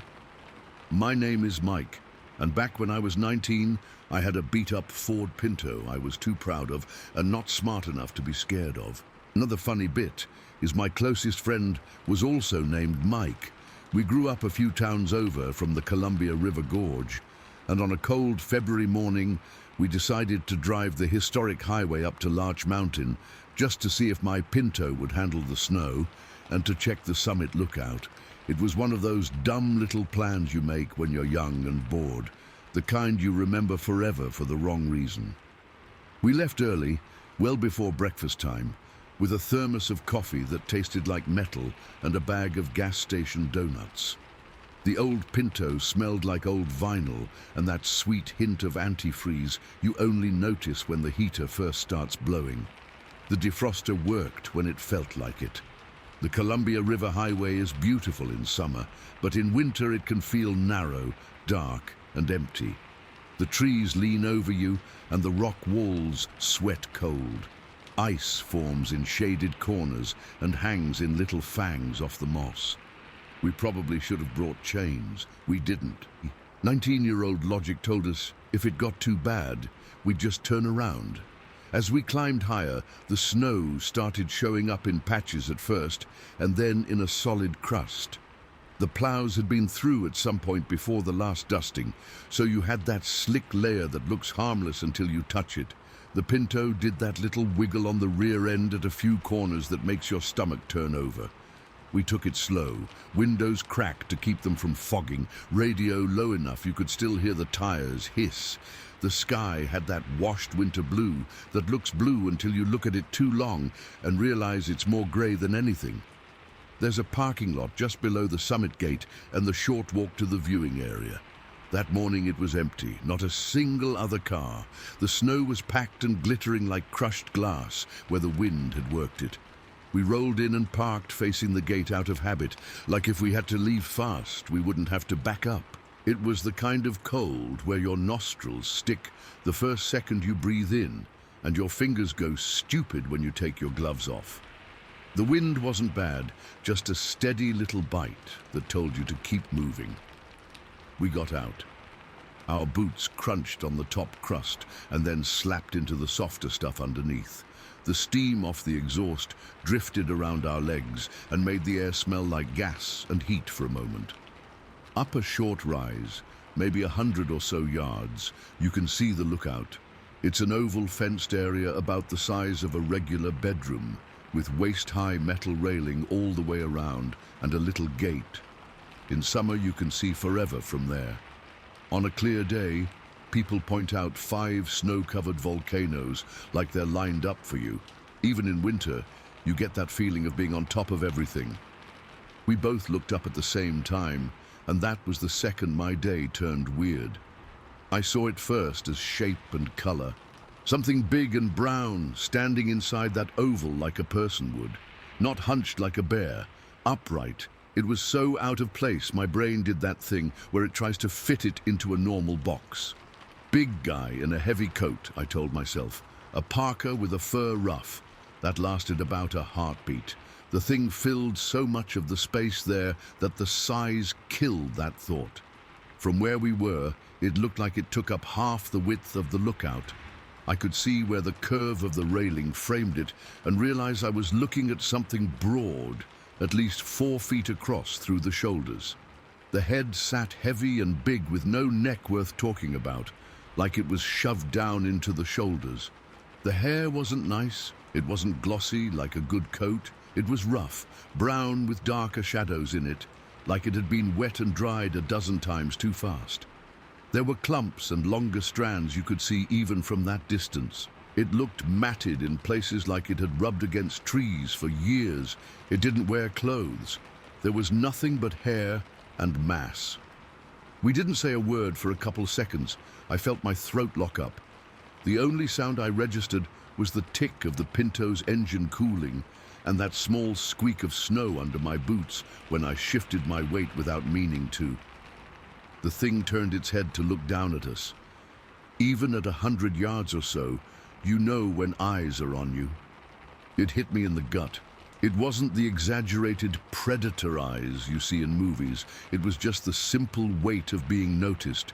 It stood there like that for what I would call 10 seconds. I didn't count, but it felt like a solid chunk of time. I had the sudden, stupid thought that I should pull my camera from the glove box if it even had film in it. And then I knew if I turned away, I'd look up and it would be gone, and I would spend the rest of my life wondering if I'd imagined it. So I didn't move. We both said the same word at the same moment. Bigfoot. No drama. We just blurted it out. I remember hearing us say it in the same flat, surprised tone and thinking that wasn't a word I had ever used out loud in a serious way before. Then it moved, like it had decided it had looked long enough. It turned to its right, not fast, and did this crouch that was more like a bend at the hips. From behind the railing, near the far side of the oval, there was a big cardboard box. I hadn't noticed it at first because my brain was stuck on the size of the thing standing there. The box was the kind you'd store something in, maybe for maintenance, the brown, sagging kind you keep in a garage. It had that darker patch where it had gotten wet and dried and gone soft. It was big enough that if you put your arms around it, it would take effort to carry. It reached for that box with its left arm and lifted it like you would lift a bag of groceries you don't want to bump against your leg. The elbow had so much room to work. The arm was long, and the hand that grabbed the box swallowed a corner of it. The part that lodged in my head and won't leave is how far away from its body it held it. That left arm was fully extended, and the box hung out there away from the chest, as if it wanted it clear of itself. It wasn't showing off. It didn't look like it weighed anything to it. The movement was casual in a way that made me feel small. It took a step sideways with that box outstretched, and we lost a clean view because the railing met a little drift, and for a second, the top of the rail cut across it. I didn't breathe right then. That's one of those details the mind records. The dry catch in my throat, the way the cold air scratched going in. Every part of me was trying to make this fit a human shape. That no-neck, the way the head sat forward, killed that. The way the arm reached past where a normal person's reach would be killed it again. The absence of any cloth, any seam, anything that wasn't hair, killed it the third time. We started up the path without talking about it, me in front, because I couldn't stand the idea of just standing still and watching it like we were on a TV show. The snow had that weak crust that gives and sucks at your boots the second you put weight on it. Every step I took sounded too loud in my ears. The cold stung the inside of my nose and my lungs. I kept my eyes on the railing and that brown shape behind it because I had this weird fear that if I looked down, I'd look up and it would be gone. And I'd think my friend was pranking me somehow, even though he was right behind me, breathing hard. We weren't 10 steps from the car when the gate at the top creaked a little, just enough to make us look. 2 men were coming through side by side, and that made everything tilt again in my head because they were dressed for a different day than the one we were in. Short-sleeve shirts, the style you see in old pictures. Light-colored, tucked into khaki slacks with brown belts. Brown dress shoes, not boots. No coats, no hats. Their hair was neat in that old, squared-off way. We were standing in the Cascades in winter, and they looked like they were leaving an office for lunch. They didn't shiver. They didn't look bothered by the cold. They didn't startle at seeing us. We were close enough now that being silent made less sense than making a little noise. I asked, "Did you see anyone up there?" That's all, not a speech, just the most obvious thing I could think of that didn't make me sound insane. They both answered without looking at each other and at the exact same time, a woman in a fur coat. It was almost funny if nothing about it had been funny. The words landed flat and wrong in my ear. A woman in a fur coat. The figure we were watching was not a woman, and if it was a coat, it was a whole body of one. Their faces were blank in that way you get from someone who has decided a thing and will not be moved off it. They kept walking past us like we were rocks in the path. I looked back up at the lookout the second they said it, skin going tight across my shoulders because I knew what I was going to see. Nothing. The oval was empty. The box, the saggy old cardboard thing, was gone too. The railing looked small again. The snow up there was smooth except for wind ripples and a few scuffs along the inside edge where people stand to look in better weather. There was no giant shape taking up half the space. Just air and winter and that cold blue. We didn't sprint up thereafter. Whatever had just happened, it was over. And both parts, the big thing holding the box and the 2 men in summer office clothes, made me feel like sprinting would tip me into a place I couldn't get back from. We walked up the rest of the way with that careful pace you use when the ground is slick and your brain is scattering. At the gate, we paused. The metal felt shockingly cold on my palm through my glove. The oval was the same old oval. If you've been up there, you know the way the rock under the fence is a little rounded, the way patches of snow get thinner where the wind whips over the edge. There were marks in the snow, but I couldn't put a story to them you could photograph and take home. Wind scours mess up detail fast. There was a line on the rail where something wet had brushed against it and left a darker streak for a second before the cold sucked it dry. That could have been anything. I looked for a cardboard box like it might have been left in a corner. No box. The view that day was hazy and flat. You could make out where the river cut through the gorge and the white ridgelines beyond. But there was no grand, sweeping scene to distract me. The whole place felt like it had clicked into a different gear for a minute and then clicked back. We stood there long enough for my fingers to go numb and for my brain to do the thing where it tries to rewrite the last 5 minutes. I could not make a person in a fur coat fit that space I had just seen filled. The height was wrong, the neck was wrong, the shoulder width was wrong, the way the left arm reached out was wrong. The way a person stands in the cold is different. Everything about it sat in the wrong place in me. We turned back toward the car. The only tracks on the path were ours and the neat, strange parallel prints of the two guys' dress shoes.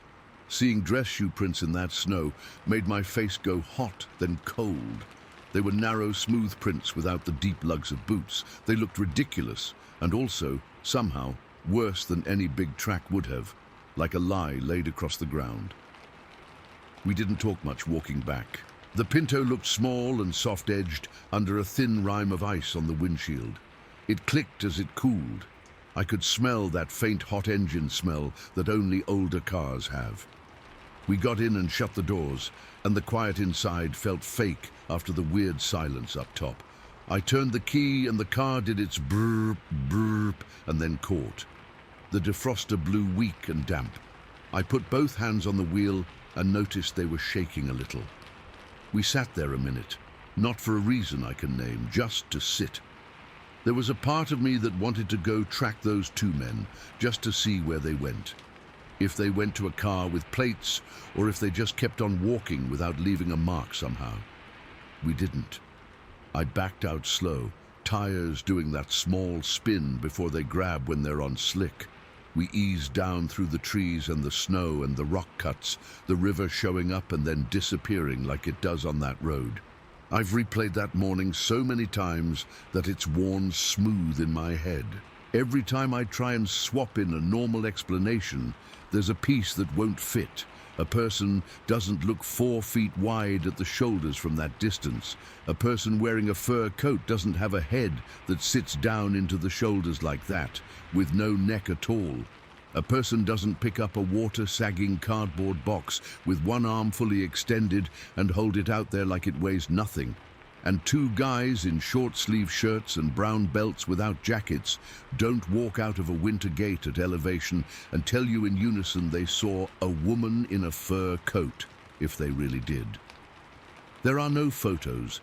There's no fur on the fence rail I can hold up. There isn't even a good track because wind and snow eat evidence like sugar. What I have is a clear picture, an oval fenced area the size of a normal room on a cold morning. Something giant standing in it looking down at us, turning to the right and lifting a box with a long left arm, and then two men dressed for a different season, telling us we hadn't seen what we had, and then nothing. It snapped off. That's how it felt. Not like a scene that faded, like a switch.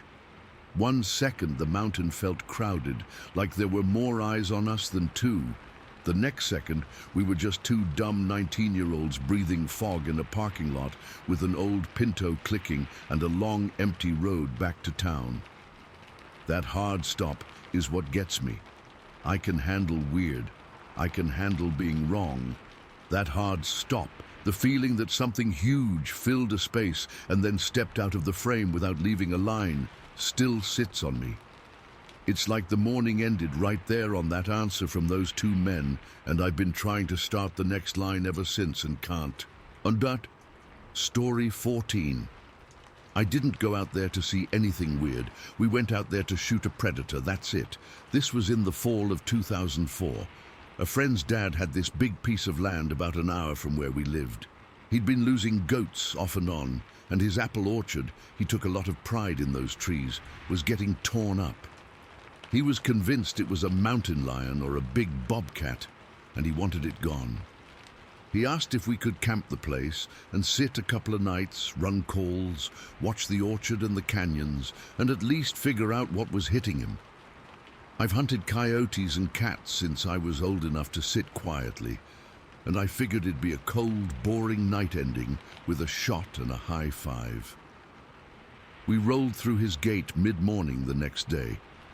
The kind of metal farm gate you have to lift to slide the chain because it sagged over years. The two-track into the property was that baked Central Texas red dirt with grass right up the middle, ruts on either side from trucks and tractors.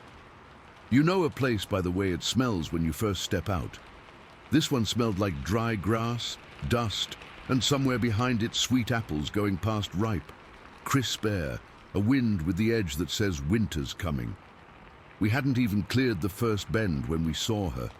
A goat, or what was left of one, spread out in a way I hadn't seen before. We pulled up and both just stood there a second and let our heads catch up with our eyes. I've seen coyotes work a kill. I've seen cats do their neat clinical work. This wasn't that. There was no neat. The front half of the goat was sort of intact, if you can call it that. The back half was scattered.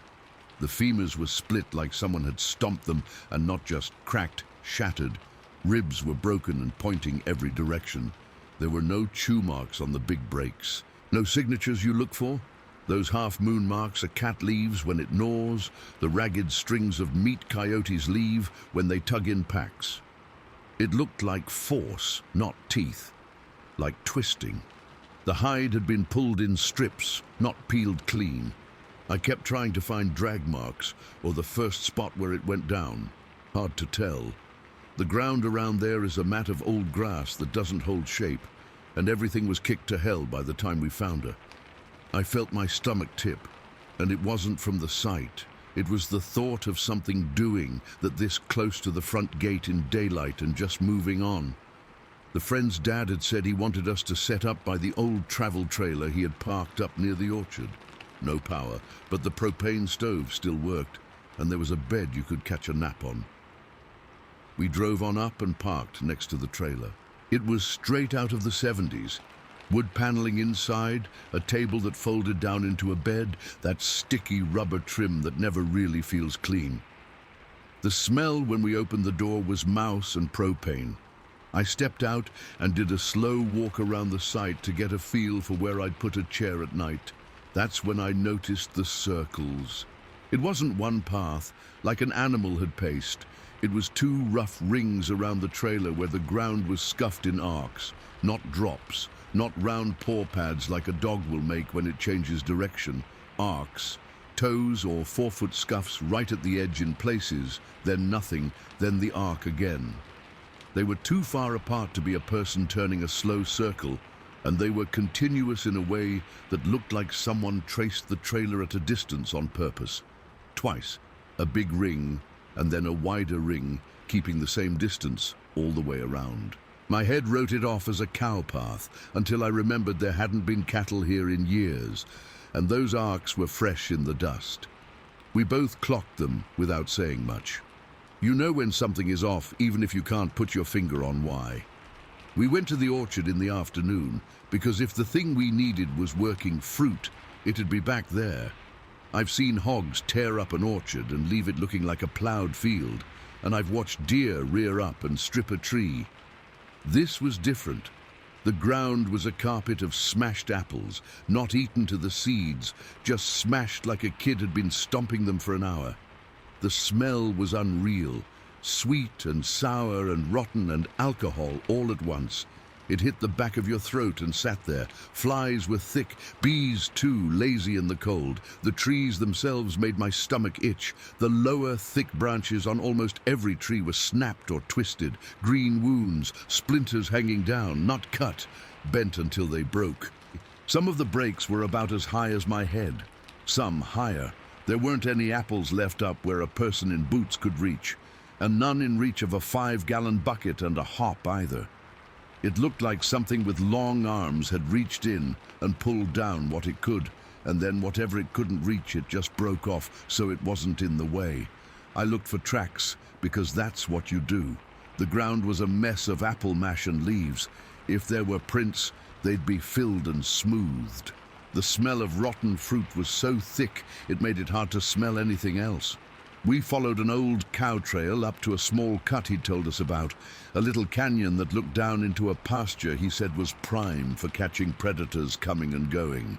It was one of those places you could sit with your back against a cedar and feel like you could see without being seen. We had our calls, the hand kind you work with your mouth and a squeeze, and we figured we'd sit the last few hours of daylight there and watch the fence lines.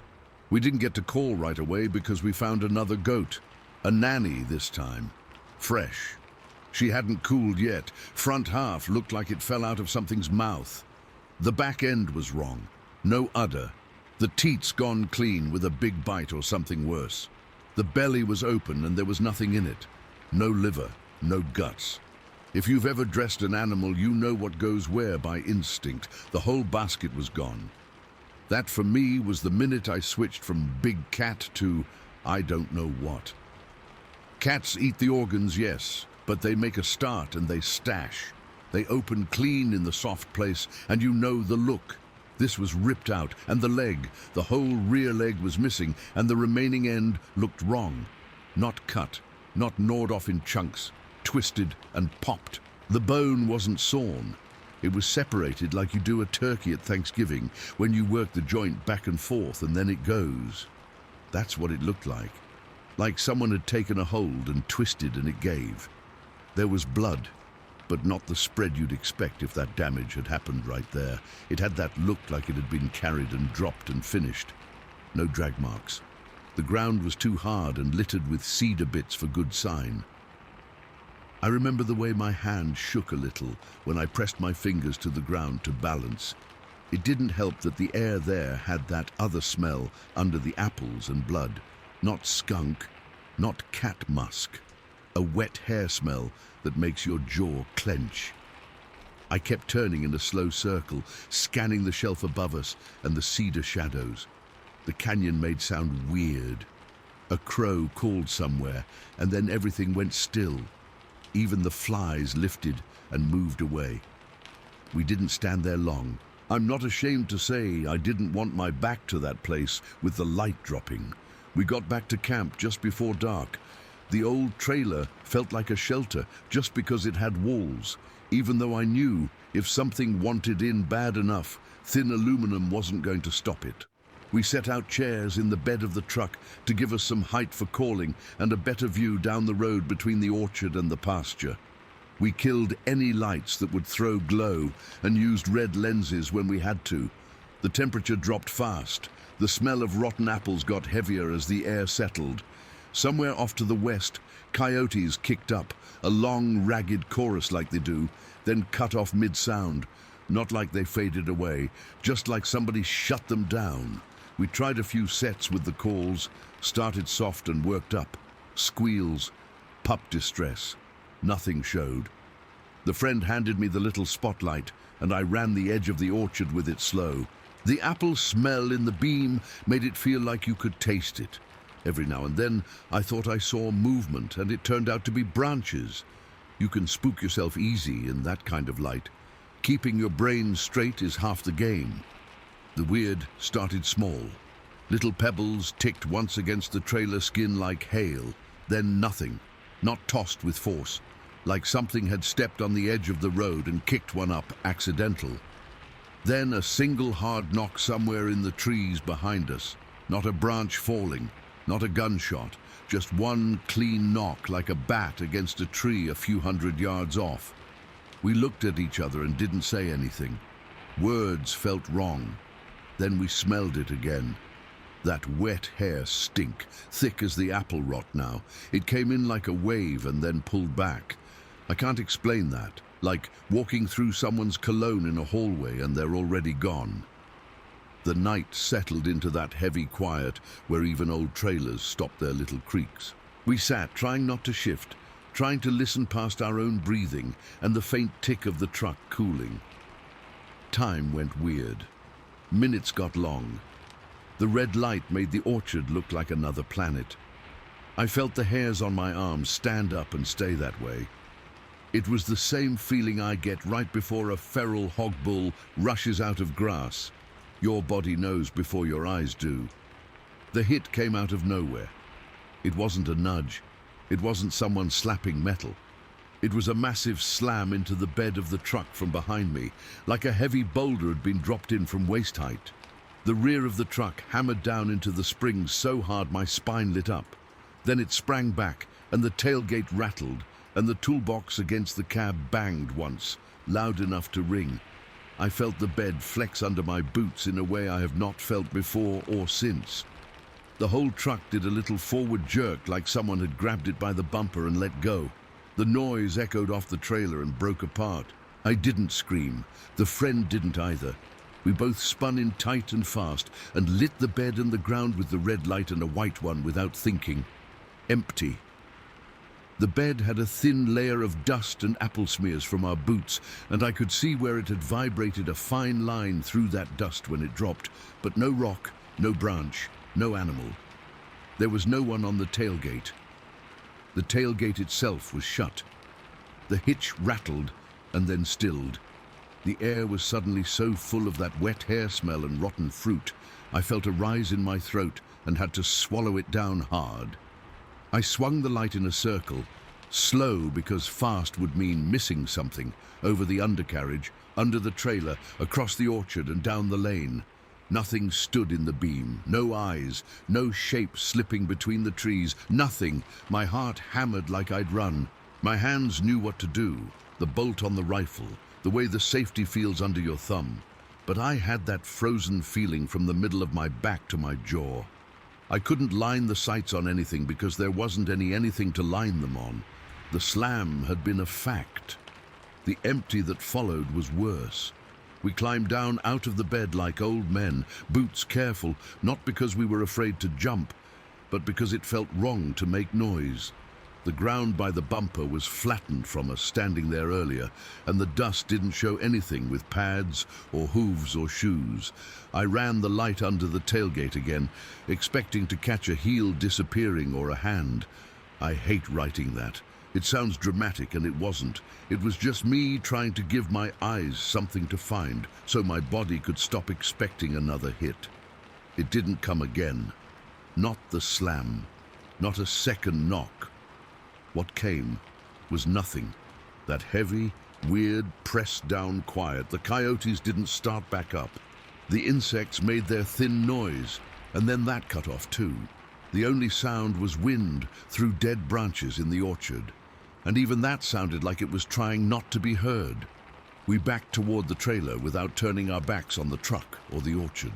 I kept thinking about the circles in the dirt around the trailer from earlier and the way this felt like the next piece of that. The friend fumbled his keys and we both winced at that little jingle like it was a shout. Inside, the trailer felt like nothing good and nothing bad could fit between the thin walls and the tight space. We sat, both of us with our rifles across our laps, breathing like we'd run stairs. Every now and then, something would creak in the trailer, and my shoulders would climb my ears and then come back down. The smell lingered and then thinned like it had been carried off by something stepping out of our world. At some point, I noticed my hands were shaking. Not dramatic. Just that little tremor you get when the adrenaline has nothing to do anymore. I remember staring at a screw in the paneling that had stripped out and thinking I hated the way my body felt, like it wasn't mine. We stayed like that a long time. There wasn't a moment where it felt safe. There was just a stretch of time where nothing got worse and the night shifted from dead black to that lighter black that means morning is trying to get in. When it got light enough to see the outlines of the orchard trees without a light, we stepped back out with cold coffee and the kind of stiff legs you get from not moving for hours. The bed of the truck looked like any other morning before a hunt. Maybe a little dust smear, maybe a faint scuff on the inside of the tailgate where the latch is, and that could have been from 100 other days. No rock, no dent big enough to put a finger on. The apples still stank. The circles around the trailer looked like they'd been walked again in the night, but dirt does what it does when you go out expecting it to tell you something. It just sits there and makes you doubt. That's it. That's the piece I have. A goat near the gate torn up in a way that didn't match what I know. An orchard stripped and snapped by hands that weren't mine. A fresh nanny with her insides gone and a leg twisted off like a turkey on a plate. Circles scuffed into dust around a trailer like a person with long legs had traced it twice. One clean knock that shouldn't have been there. A smell I can still taste if I think hard enough. And a slam into the bed of a truck so heavy it dropped the springs and popped the toolbox and made my spine jump, followed by nothing at all. No neat tracks, no hair tufted on a nail, no cat slinking through a fence line to draw a bead on. Just that hole where something big should have been and wasn't when I turned the light on. I can argue every piece into something normal if I want to sleep better. Cats do weird things. Hogs can surprise you. People mess with people. But I can't fix the feeling I got when the truck dropped, and I can't fix how the air felt right after. The way it was like the night sucked all the sound away and let it fall somewhere I can't get to. It ended there. It didn't wind down. It cut off, sharp, like someone lifted a hand off the back of the truck and walked away on a line I couldn't follow, and I'm still stuck at that cut, waiting for something to make it ordinary, and it just isn't. Story 15. I still remember the exact feeling of that steering wheel in my hands that night. It was cold, where the thin leather had worn smooth, and a little tacky, where my palms kept sweating no matter how cold it got outside. It was the fall of 1976. My friend Jeff and I left Portland in my 1972 Porsche late in the day, pointed toward Harrison, Idaho, to see my brother. We were young and stubborn and too confident about a rear-engine car on mountain roads. The plan was to roll through on Interstate 90 and then take Highway 97 around the lake and drop into Harrison. Easy, we told ourselves. Just a long night drive with coffee and bad jokes. 8 hours in, the weather turned from fun into work. Somewhere east of Spokane, the clouds pulled the sky down tight and started dumping. Not a pretty flurry. Real heavy snow, fast enough that the wipers couldn't keep a clean path for more than a few seconds at a time. The Porsche is low to the ground, and you feel every little change in traction. The car would go from sure-footed on packed snow to light on ice in the blink of an eye. The heater gave off that old, slightly oily smell that older cars get, the kind that warms your shins and leaves your face cold if you don't turn the defroster up. We had the radio turned down to a murmur, because the tires talking to the road mattered more than music right then. By the time we came off Interstate 90 and hooked onto Highway 97, it was the middle of nowhere in the middle of the night. Around 3 in the morning, by my rough count, though the dash clock had a mind of its own. No other cars, no plows, just 2 lanes with ditches filled to the top where the wind had pushed drifts. And beyond that, black shapes of pines and the slope down toward the lake. The snow got mean right there. It thickened to the kind of whiteout that makes your world shrink to the reach of your headlights. You lean forward because your body thinks that will get you more road to look at. It doesn't. You just end up with your nose 6 inches from glass, squinting, shoulders up at your ears. At some point it stopped being smart to keep crawling. The road shoulders were gone. The center line was gone. The only honest thing to do was to stop in the middle of the lane and hope no one came over a blind rise doing the same. We hadn't seen another headlight in an hour. We rolled to a stop, dead center, and I left the headlights on because darkness would have made the cold feel worse. I put the emergency flashes on out of habit. The blink in the snow made a weak orange bubble that the storm swallowed whole. We needed to stretch, and if I'm being honest, we needed to pee. Cabin fever makes dumb choices seem fine. We shut the engine off, and the sudden quiet let the sound of the storm rush in. Snow hissed against metal. It tapped against the glass. When I opened the door, the dome light made a little yellow circle that the snow instantly invaded. It was like stepping out into a shaken snow globe. The cold hit my teeth. We were out there less than a minute. 1 step off the black into thigh-deep white, stumbling, swearing under our breath, giving up, stumbling back. The flurries were big enough to stick in eyelashes. My hair crunched under the rim of my hat. My jacket went heavy in that fast way fabric gets when it soaks through at the shoulders. We scrambled back into the car, slammed the doors, and both of us just sat there breathing clouds. Everything fogged.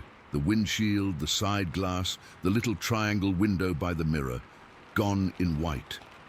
I turned the key and the engine caught with that old flat, tinny whir. The fan whined as the defroster spun up. I cranked the control all the way over, full heat, full blast, and it started slowly pushing clear at the base of the windshield, a crescent of glass opening at the bottom edge, like a curtain being pulled back 1 inch at a time. The heater smell came with it, warm and oily and a little sweet.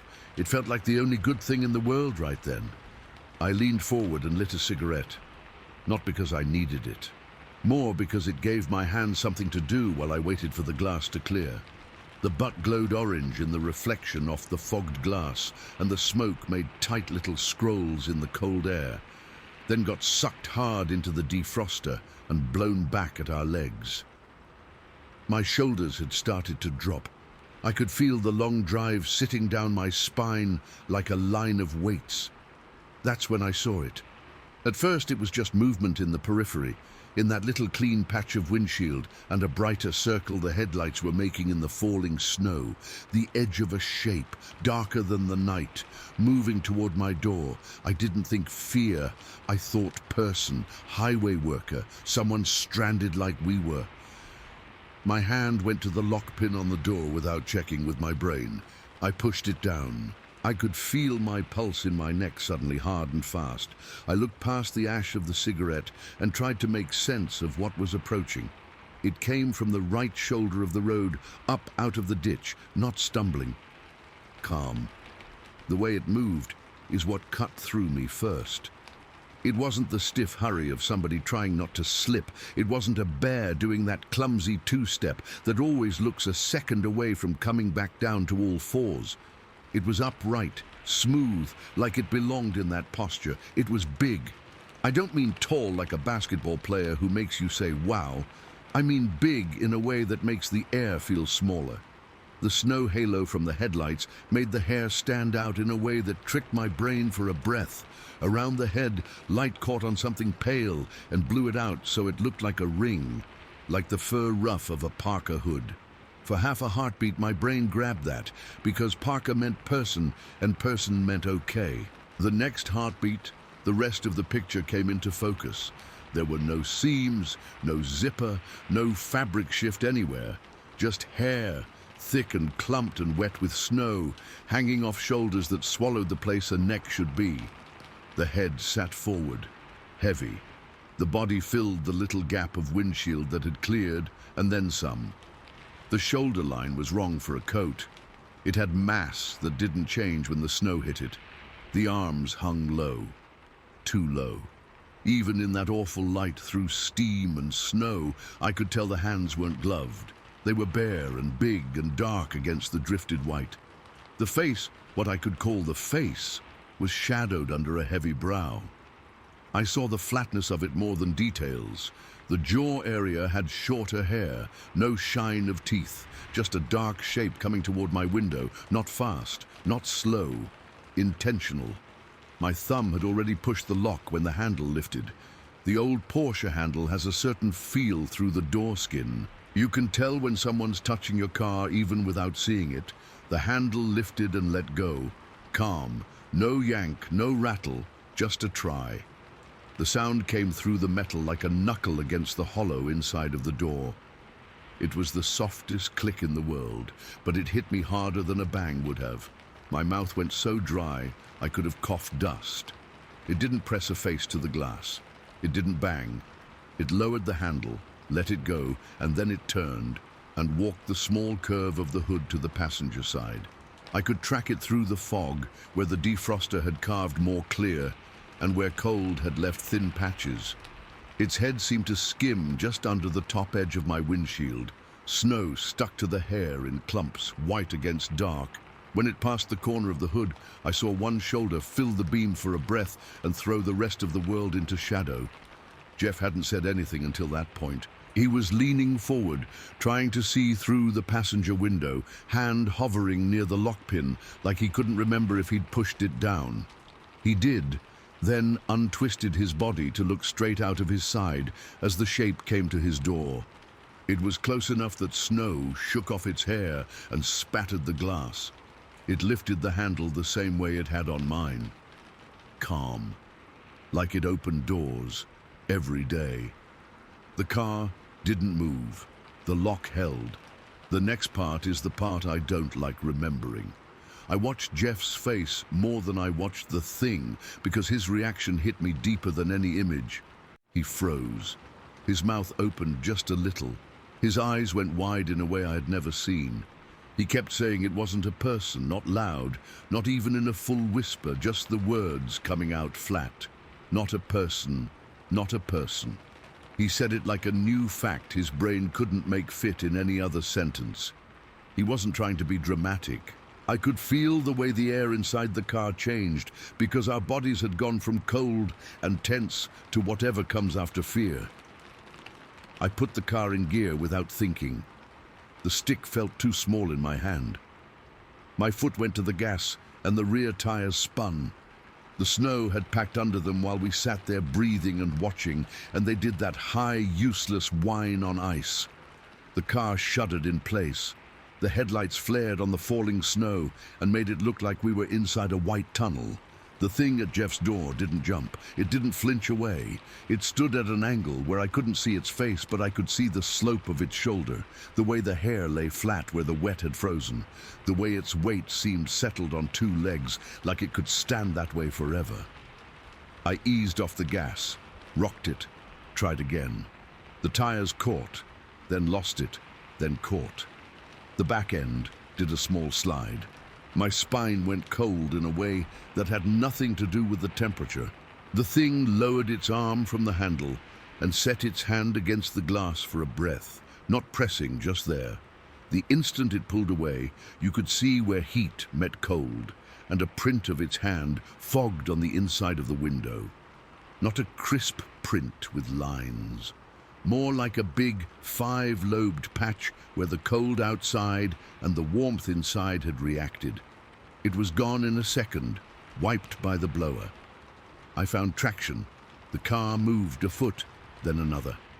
I kept my hands light on the wheel because overcorrection was how you end up sideways. My ears were full of my own breath and the squeal of rubber on packed snow and the high whine the engine makes when you give it more throttle than the tires can handle. The lights did that jitter bounce they do when the car stutters on ruts. In the corner of my eye, the dark shape fell back toward the edge of the headlight beam, and I didn't turn my head to keep watching. I wanted to. Every part of me wanted to. But I felt the drag of the rear tires and the pull of the road and chose forward. It didn't follow the car. It didn't grab. It didn't pound. It let us go. I didn't look in the rear view. I didn't need to know if it was in that thin, shining path behind us or if it was already a darker shadow among 1,000 other shadows in the trees. Jeff kept saying that same flat line under his breath until it turned into a sound more than words. I heard my own heartbeat above the engine.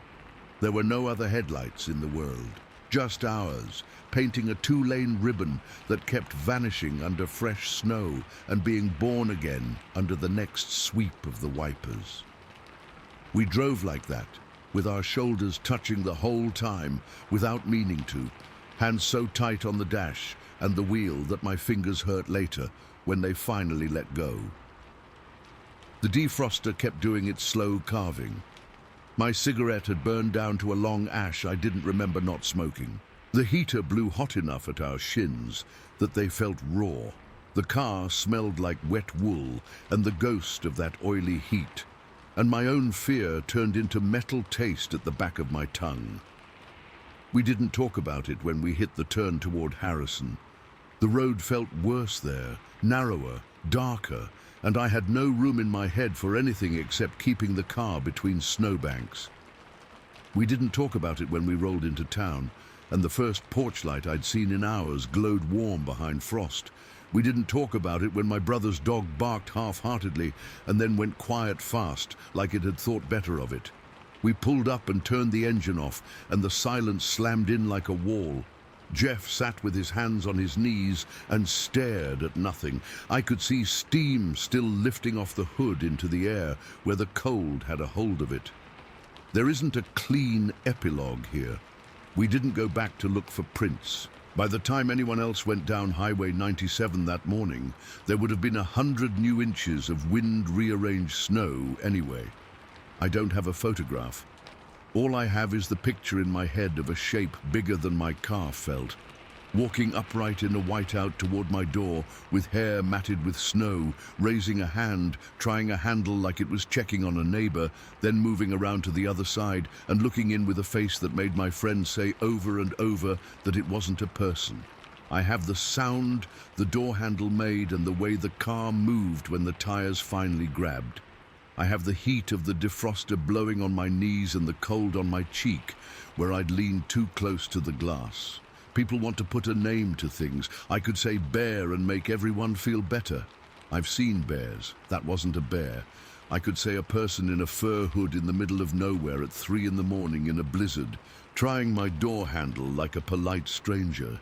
That would be its own kind of bad story, but it would have edges I recognize. This had none. It had the simple, awful logic of something alive doing a simple, awful, normal thing. Like crossing a road or seeing who's in a car stopped where no car should be, and then being gone because all we could do was leave. I keep coming back to the way it used the door handle, not yanking, not testing, just using it. That ordinary little motion in the middle of a night that was anything but ordinary. The moment we climbed away from it is where the memory just stops. No dramatic chase, no scream, no banging. Just the tires finding bite, the car edging forward, and then it was behind us like a black dot swallowed by falling white. It ended right there, in the space of a breath and a small click of metal on metal, and I've been stuck at that stop ever since, waiting for some normal thought to catch up and make it make sense. It never has.